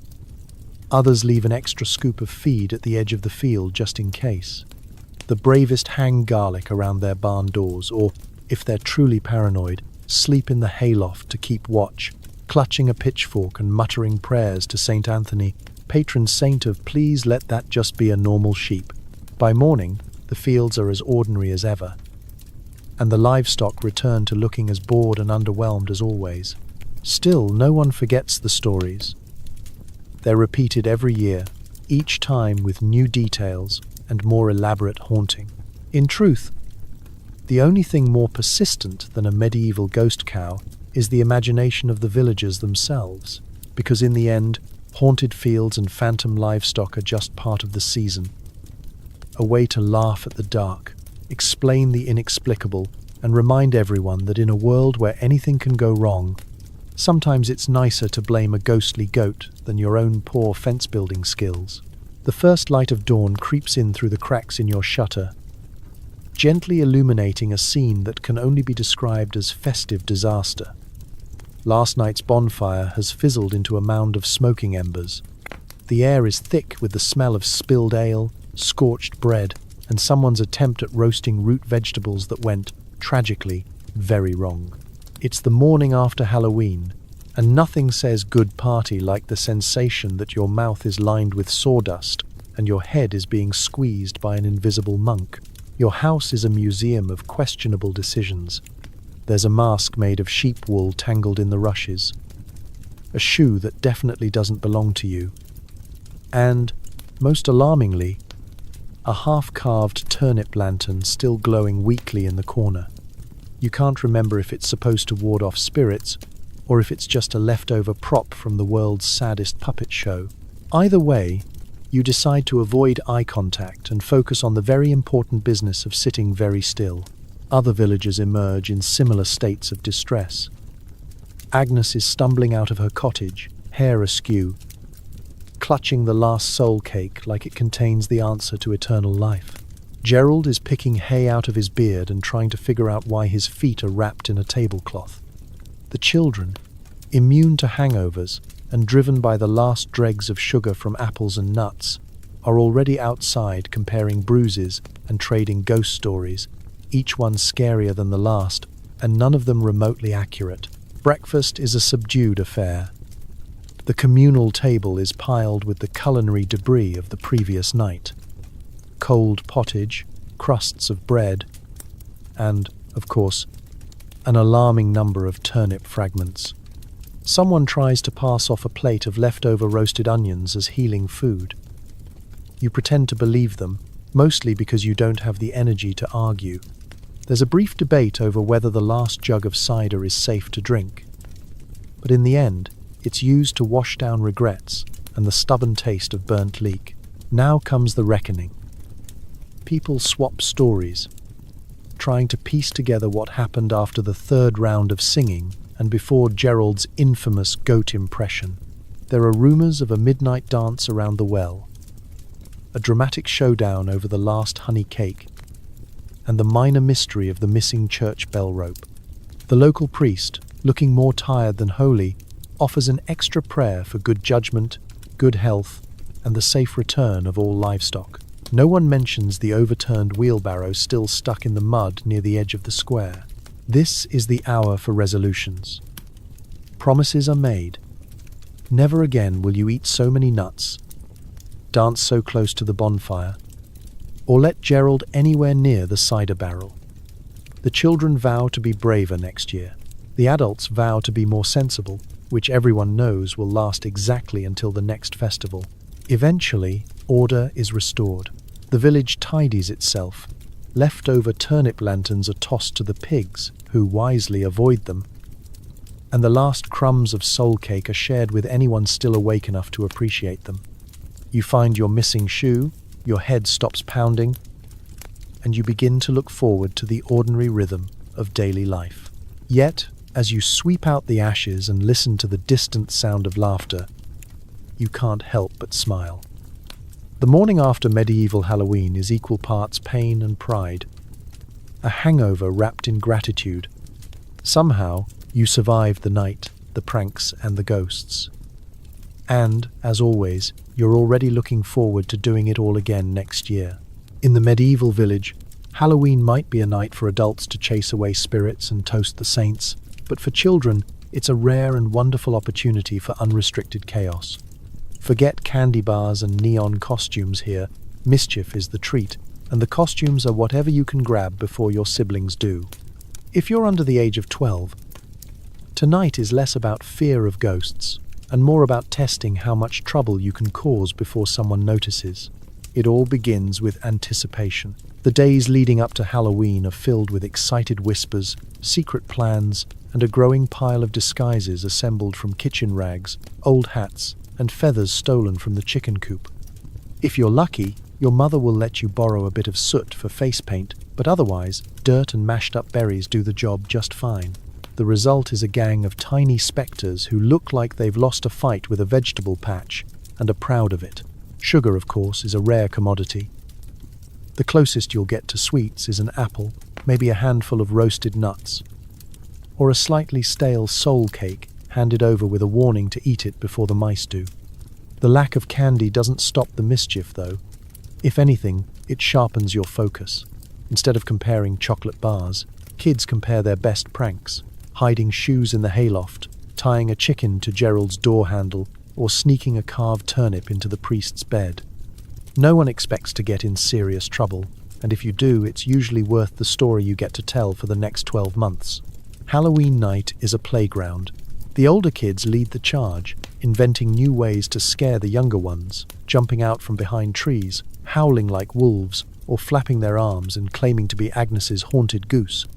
There are wild chases through the fields, mock battles with sticks, and the annual contest to see who can sneak up behind the bonfire and make the most adults jump. Points are awarded for creativity and style. Deductions are handed out if you actually make someone spill their ale. Parents, mostly, let it happen. As long as no one ends up in the duck pond or knocks over the cider barrel. The rule is, kids will be kids. The chaos serves a purpose. It burns off the nervous energy from a year of chores and rules, and gives everyone something to laugh about when the harvest work is finally done. Some adults even encourage the fun, slipping their children extra nuts or a slice of bread to share, and pretending not to see the muddy footprints that lead directly to the pantry. As the night winds down and the bonfire turns to embers, the kids finally run out of tricks, or just out of energy. They collapse in piles near the fire, faces smeared with dirt and joy, trading their last bits of loot and planning for next year. Some fall asleep clutching their soul cake, others with a chicken feather still tucked behind one ear. They'll wake up sore and dirty, but satisfied, knowing they were the true stars of the evening. In a world without modern sweets or screens, medieval Halloween belongs to the kids. Their laughter, mischief, and untamed energy are the best defense against darkness, proof that, even in the grimmest times, joy and chaos will always find a way. And as the grown-ups look on with tired smiles, everyone silently agrees, a sugarless Halloween can be the sweetest of all. Every year, as the autumn wind whistles through the eaves and the fields sink into shadow, you remember the stories. In a medieval village, legends don't belong to dusty books. They live in the air, in the half-whispered warnings and the haunted look someone gets after spending a bit too long outside after sunset. Even as centuries pass, the echoes of medieval Halloween refuse to fade away. There's something about the strange traditions, the odd superstitions, and the outright absurdities that keeps them alive, haunting the imagination long after the last turnip lantern has gone out. You see it in the tales that are told by the fireside, when the chores are finally done and the only light comes from the hearth and a battered candle. Someone always has a favourite, the spirit cow that haunts the barley field, the mysterious phantom flock of sheep, or the ancient wise woman who could curse a thief with nothing more than a mumbled rhyme and a fistful of dried nettles. Each retelling adds new twists. Last year's harmless prank becomes this year's ghost sighting, and that noise you heard behind the barn suddenly sounds a lot more suspicious. The legends grow with every generation. Children add their own embellishments, claiming to see ghostly lights in the woods or hearing voices carried on the wind. Adults pretend not to believe, but they hang herbs over their doors and keep a wary eye on the old well just the same. In a world where so much is uncertain, these stories become a way to make sense of things. A bad harvest, a sudden storm, the disappearance of a shoe or a sheep. After all, it's much easier to blame the supernatural than to admit you forgot to fix the fence. And it's not just about fear. The legends that linger are often funny, even comforting. There's the tale of Gerald's haunted turnip that kept glowing for 3 days, thanks to a secret stash of candles and a lot of determination. Or the story of Agnes's cat, who was supposedly a witch's familiar, but really just liked to sleep on the warmest lap in the room. These stories bind the village together, giving everyone something to laugh about when the winter winds howl and the world outside feels just a little bit too big. The old rituals have a stubborn power. Lighting a lantern against the dark, sharing a soul cake, singing a silly song around the bonfire. These acts connect you to the past and to each other. Even if you roll your eyes at the superstitions, you still find yourself dropping a crust of bread by the hearth or mumbling a blessing under your breath, just in case. There's comfort in these habits, a sense of belonging to a long, unbroken chain of people who faced the darkness with humour and hope.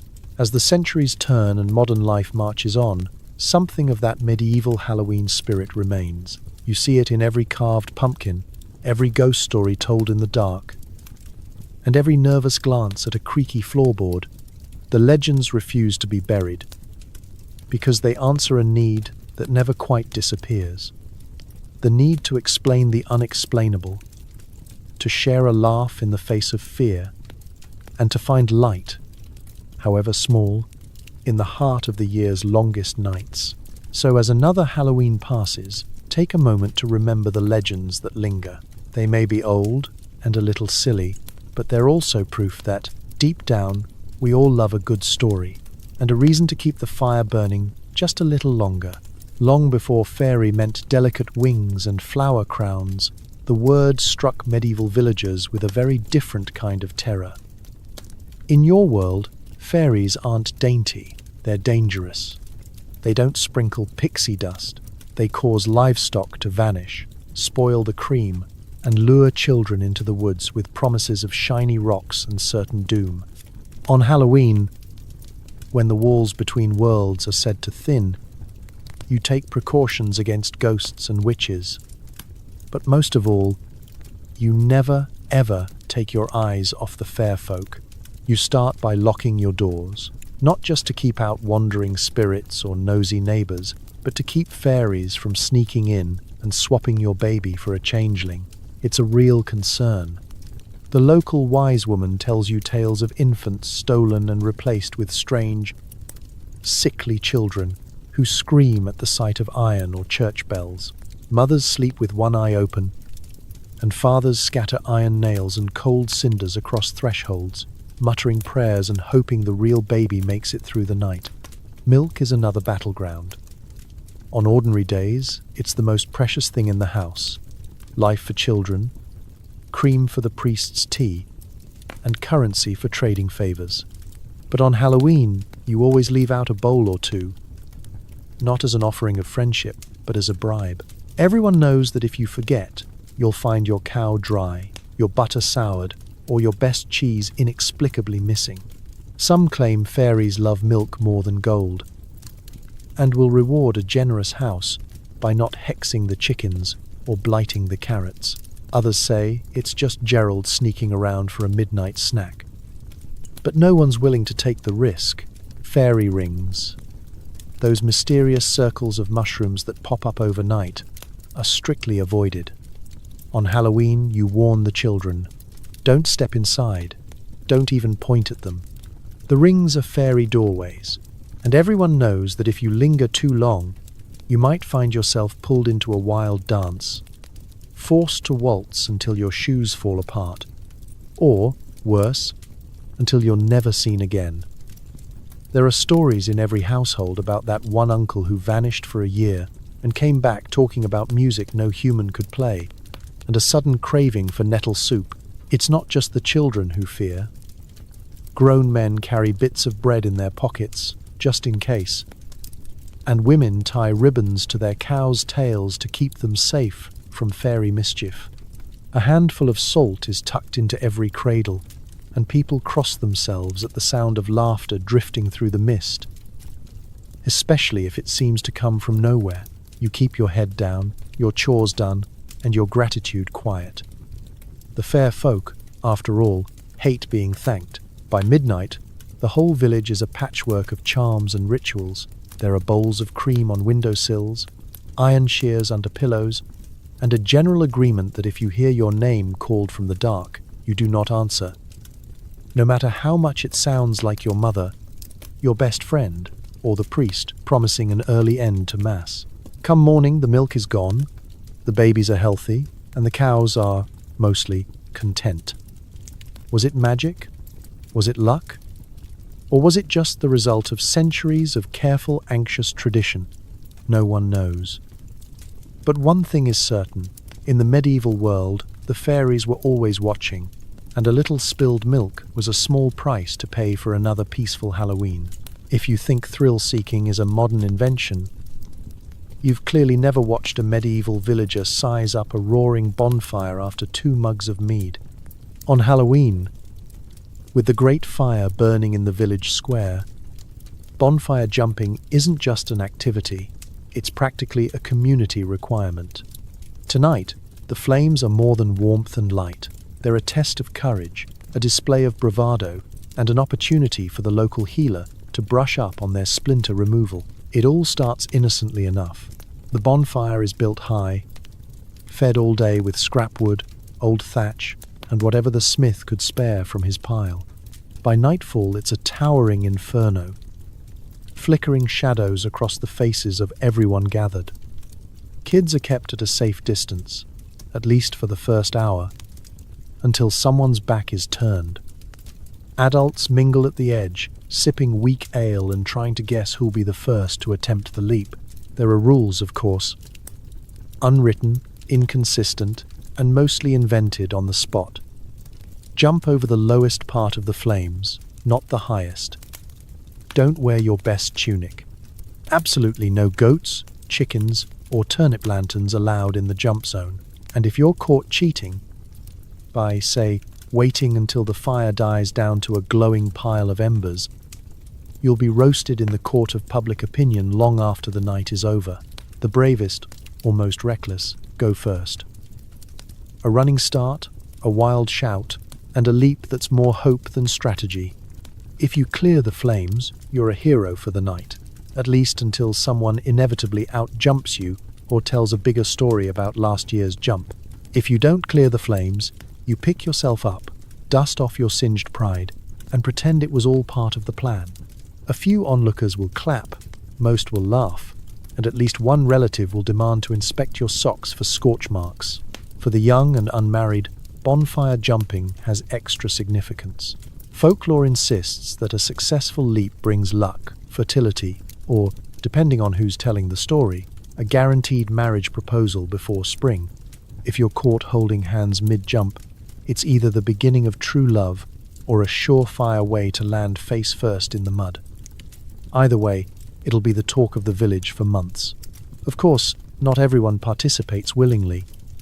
Some are volunteered by friends, after one too many boasts about athletic prowess, or by siblings eager for blackmail material. The healer, who spends the night hovering at the edge, with a jar of mysterious ointment and a look of resigned expectation, is probably the only person not enjoying the spectacle. Sprained ankles, bruised egos, and one very memorable incident involving a flaming shoe are all part of the annual fun. The fire, for all its danger, is also symbolic.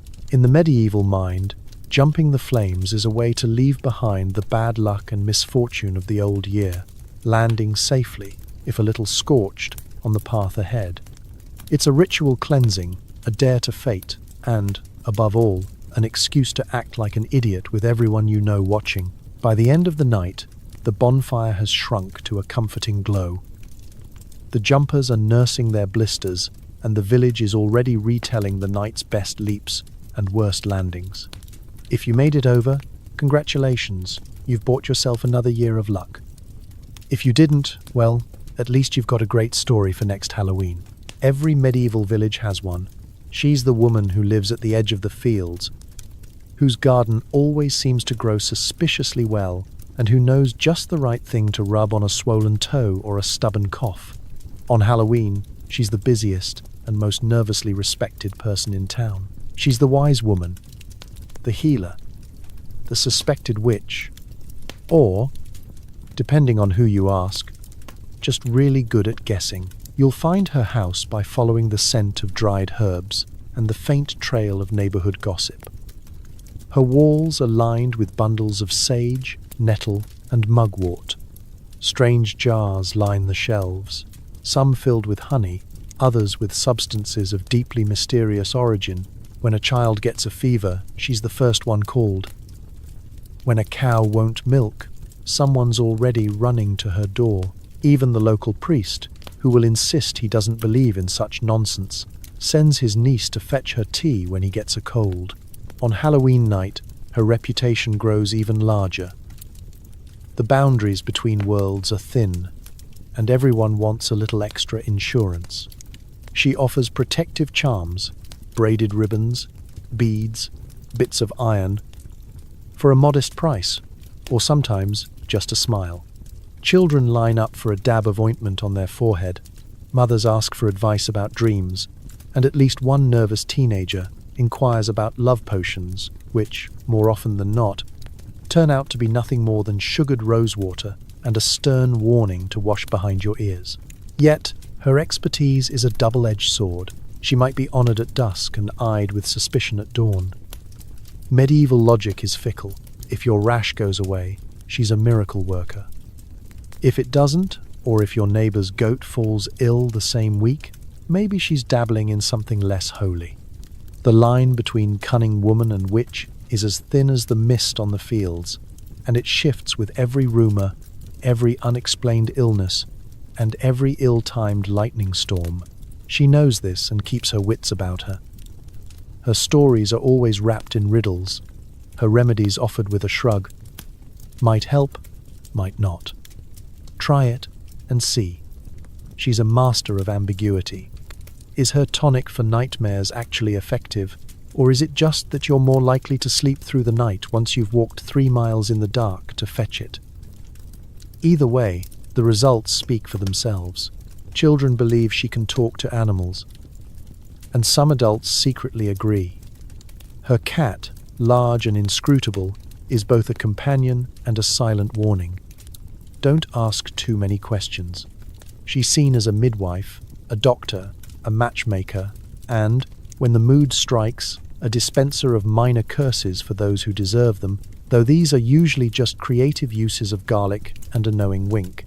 On Halloween, people offer her gifts, bread, cheese, the occasional jug of cider, in return for blessings and protection. She accepts all with equal grace, knowing the value of goodwill. And extra cheese.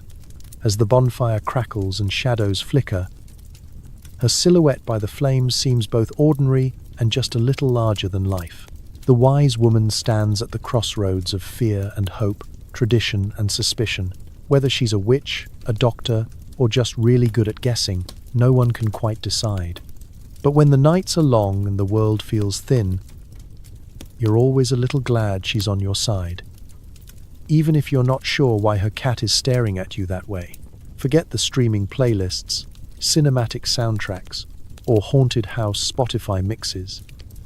In medieval Halloween, your soundtrack is entirely homegrown, and no one's ever on key. The night air is thick with a blend of haunting music, spontaneous chants, and enough off-pitch singing to summon spirits, if not drive them away in confusion. It starts with the bonfire. The flickering flames seem to demand a song, and someone always obliges. There's the local bard, clutching his battered lute with only half the strings left, trying to tune it by candlelight. If he's sober, you might get a melancholy ballad about lost love or crops that never grew. If not, expect a medley of folk tunes, some questionable rhymes, and at least one improvised verse about Gerald's disastrous attempt at bobbing for apples. Chants are essential.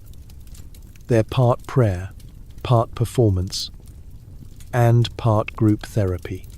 As darkness deepens, the villagers gather in circles, humming, singing, or just muttering the old words everyone pretends to remember. Spirits, begone. Ghosts, beware. Stay away from Agnes's bread.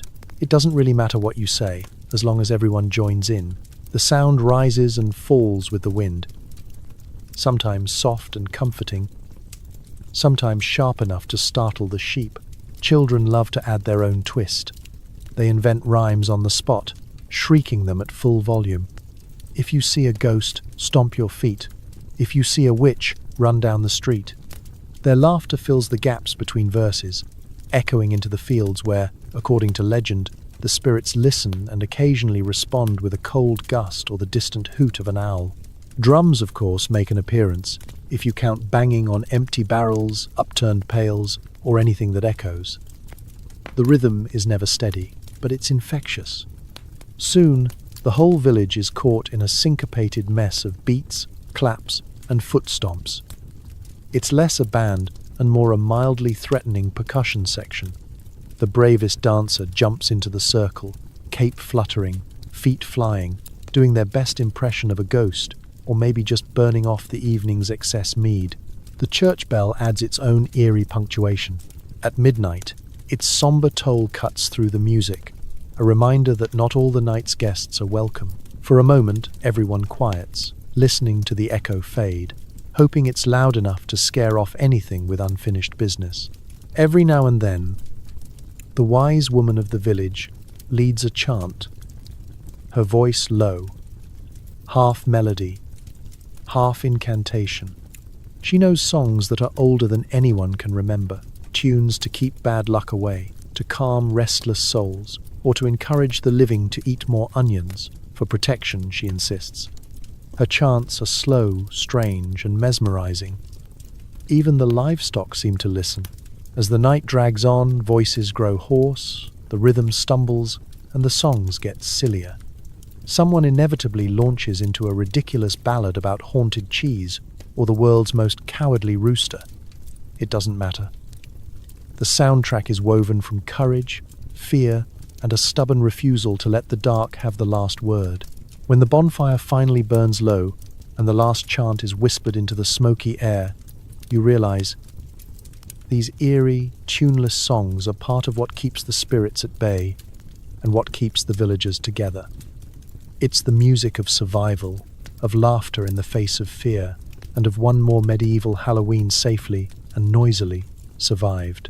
In the chaos of medieval Halloween, while everyone is busy safeguarding their souls, their crops, and the last jug of cider, someone inevitably remembers the most vulnerable members of the household, the animals. Cats, dogs, and chickens, each the unwitting star of a dozen superstitions, deserve their own protection rituals, because in the medieval mind, if a spirit wants to haunt something, it'll start with your livestock. Start with the cats. In most seasons, cats are both a blessing and a curse. Expert mousers, but also prime suspects in any case of unexplained mischief. On Halloween, though, they become valuable protectors. Folklore insists that a black cat can see ghosts and chase away evil spirits, provided you treat it well. This means extra scraps at dinner, a ribbon tied loosely around the neck, red for luck, and strict instructions to the children not to tug its tail. For one night, the cat goes from suspicious pest to honored guardian, lounging smugly by the hearth, pretending not to notice the sudden respect. Dogs are next. Medieval dogs are loyal, noisy, and famously unbothered by the concept of private property. Tonight, you keep them indoors, or at least tied close to the house. The howling of a dog at midnight is considered a dire omen, proof that something supernatural is circling the yard.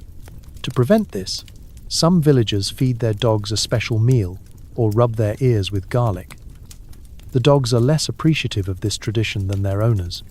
A brave few tie a bit of iron to the collar, convinced it'll ward off curses and wandering spirits. If the dog keeps barking, you just hope it's at a passing fox, not something less explainable. Then there are the chickens. Chickens, for reasons known only to medieval logic, are deeply implicated in Halloween superstitions. An egg laid after sundown is suspect and must be buried at the crossroads before dawn, lest it hatch a demon chick. Hens get their own red ribbons, and the coop is sprinkled with salt and herbs to discourage spirits, though it's just as likely to discourage Gerald's midnight egg raids. Children are told to be especially kind to the birds, lest they stop laying out of spite or supernatural interference. All the animals are brought in early, doors bolted and windows shuttered. Even the family pig, if you have one, is allowed a rare place of honor inside, just until the worst of the night passes. Horses get a blessing and a little extra hay. If you have a goat, it's probably already wearing 3 amulets and looks more anxious than usual. But the real magic is in the rituals themselves. Families whisper blessings over their animals, brush them with hands scented by rosemary and sage, and thank them for another year of companionship and eggs. For a few hours, the fear of spirits is softened by the warmth of shared tradition. Even the grumpiest tomcat seems to sense he's part of something bigger than himself. Come morning, the animals are, as always, unbothered by last night's drama. Cats stretch and demand breakfast. Dogs beg for table scraps. Chickens cluck as if nothing ever happened. But for the villagers, there's a quiet satisfaction in knowing they did everything they could to keep their animal family safe from things that go bump or cackle in the night. After all, in the world of medieval Halloween, protecting your pets is just one more way to push back the darkness. And maybe, if you're lucky, win a little peace until next year's long, haunted night. As the last embers of the bonfire fade, and the village returns to its regular, slightly less haunted misery, take a moment to let your body relax. You've survived medieval Halloween, a night of costumes fashioned from whatever wasn't nailed down, root vegetables with faces, suspicious cakes, and the collective hope that the dead will stay politely on their side of things. You braved smoky rooms, ghost stories designed to keep children in therapy for life, and bonfire stunts that made medieval insurance premiums spike. You navigated the line between playful superstition and, please, not another curse, all with the dignity of someone who just wants to keep their livestock accounted for. But for all the fear and fever dreams, there's a certain charm to this ancient night. The resilience of these villagers, dancing, singing, laughing in the face of long winters and long odds, is its own kind of magic. Even as they layered on mud, moss, and animal skins, even as they wondered if that rustle in the dark was Uncle Reginald's ghost or just an angry goose, they found connection and comfort in each other. So tonight, as you curl up in a clean bed, with actual heating and snacks that are unlikely to summon spirits, maybe give a quiet thank you to the countless souls who made it through nights like these, who passed down stories, rituals, and, let's be honest, a truly impressive collection of irrational fears. History, after all, is a reminder that people are stubborn, superstitious, and just a little bit ridiculous.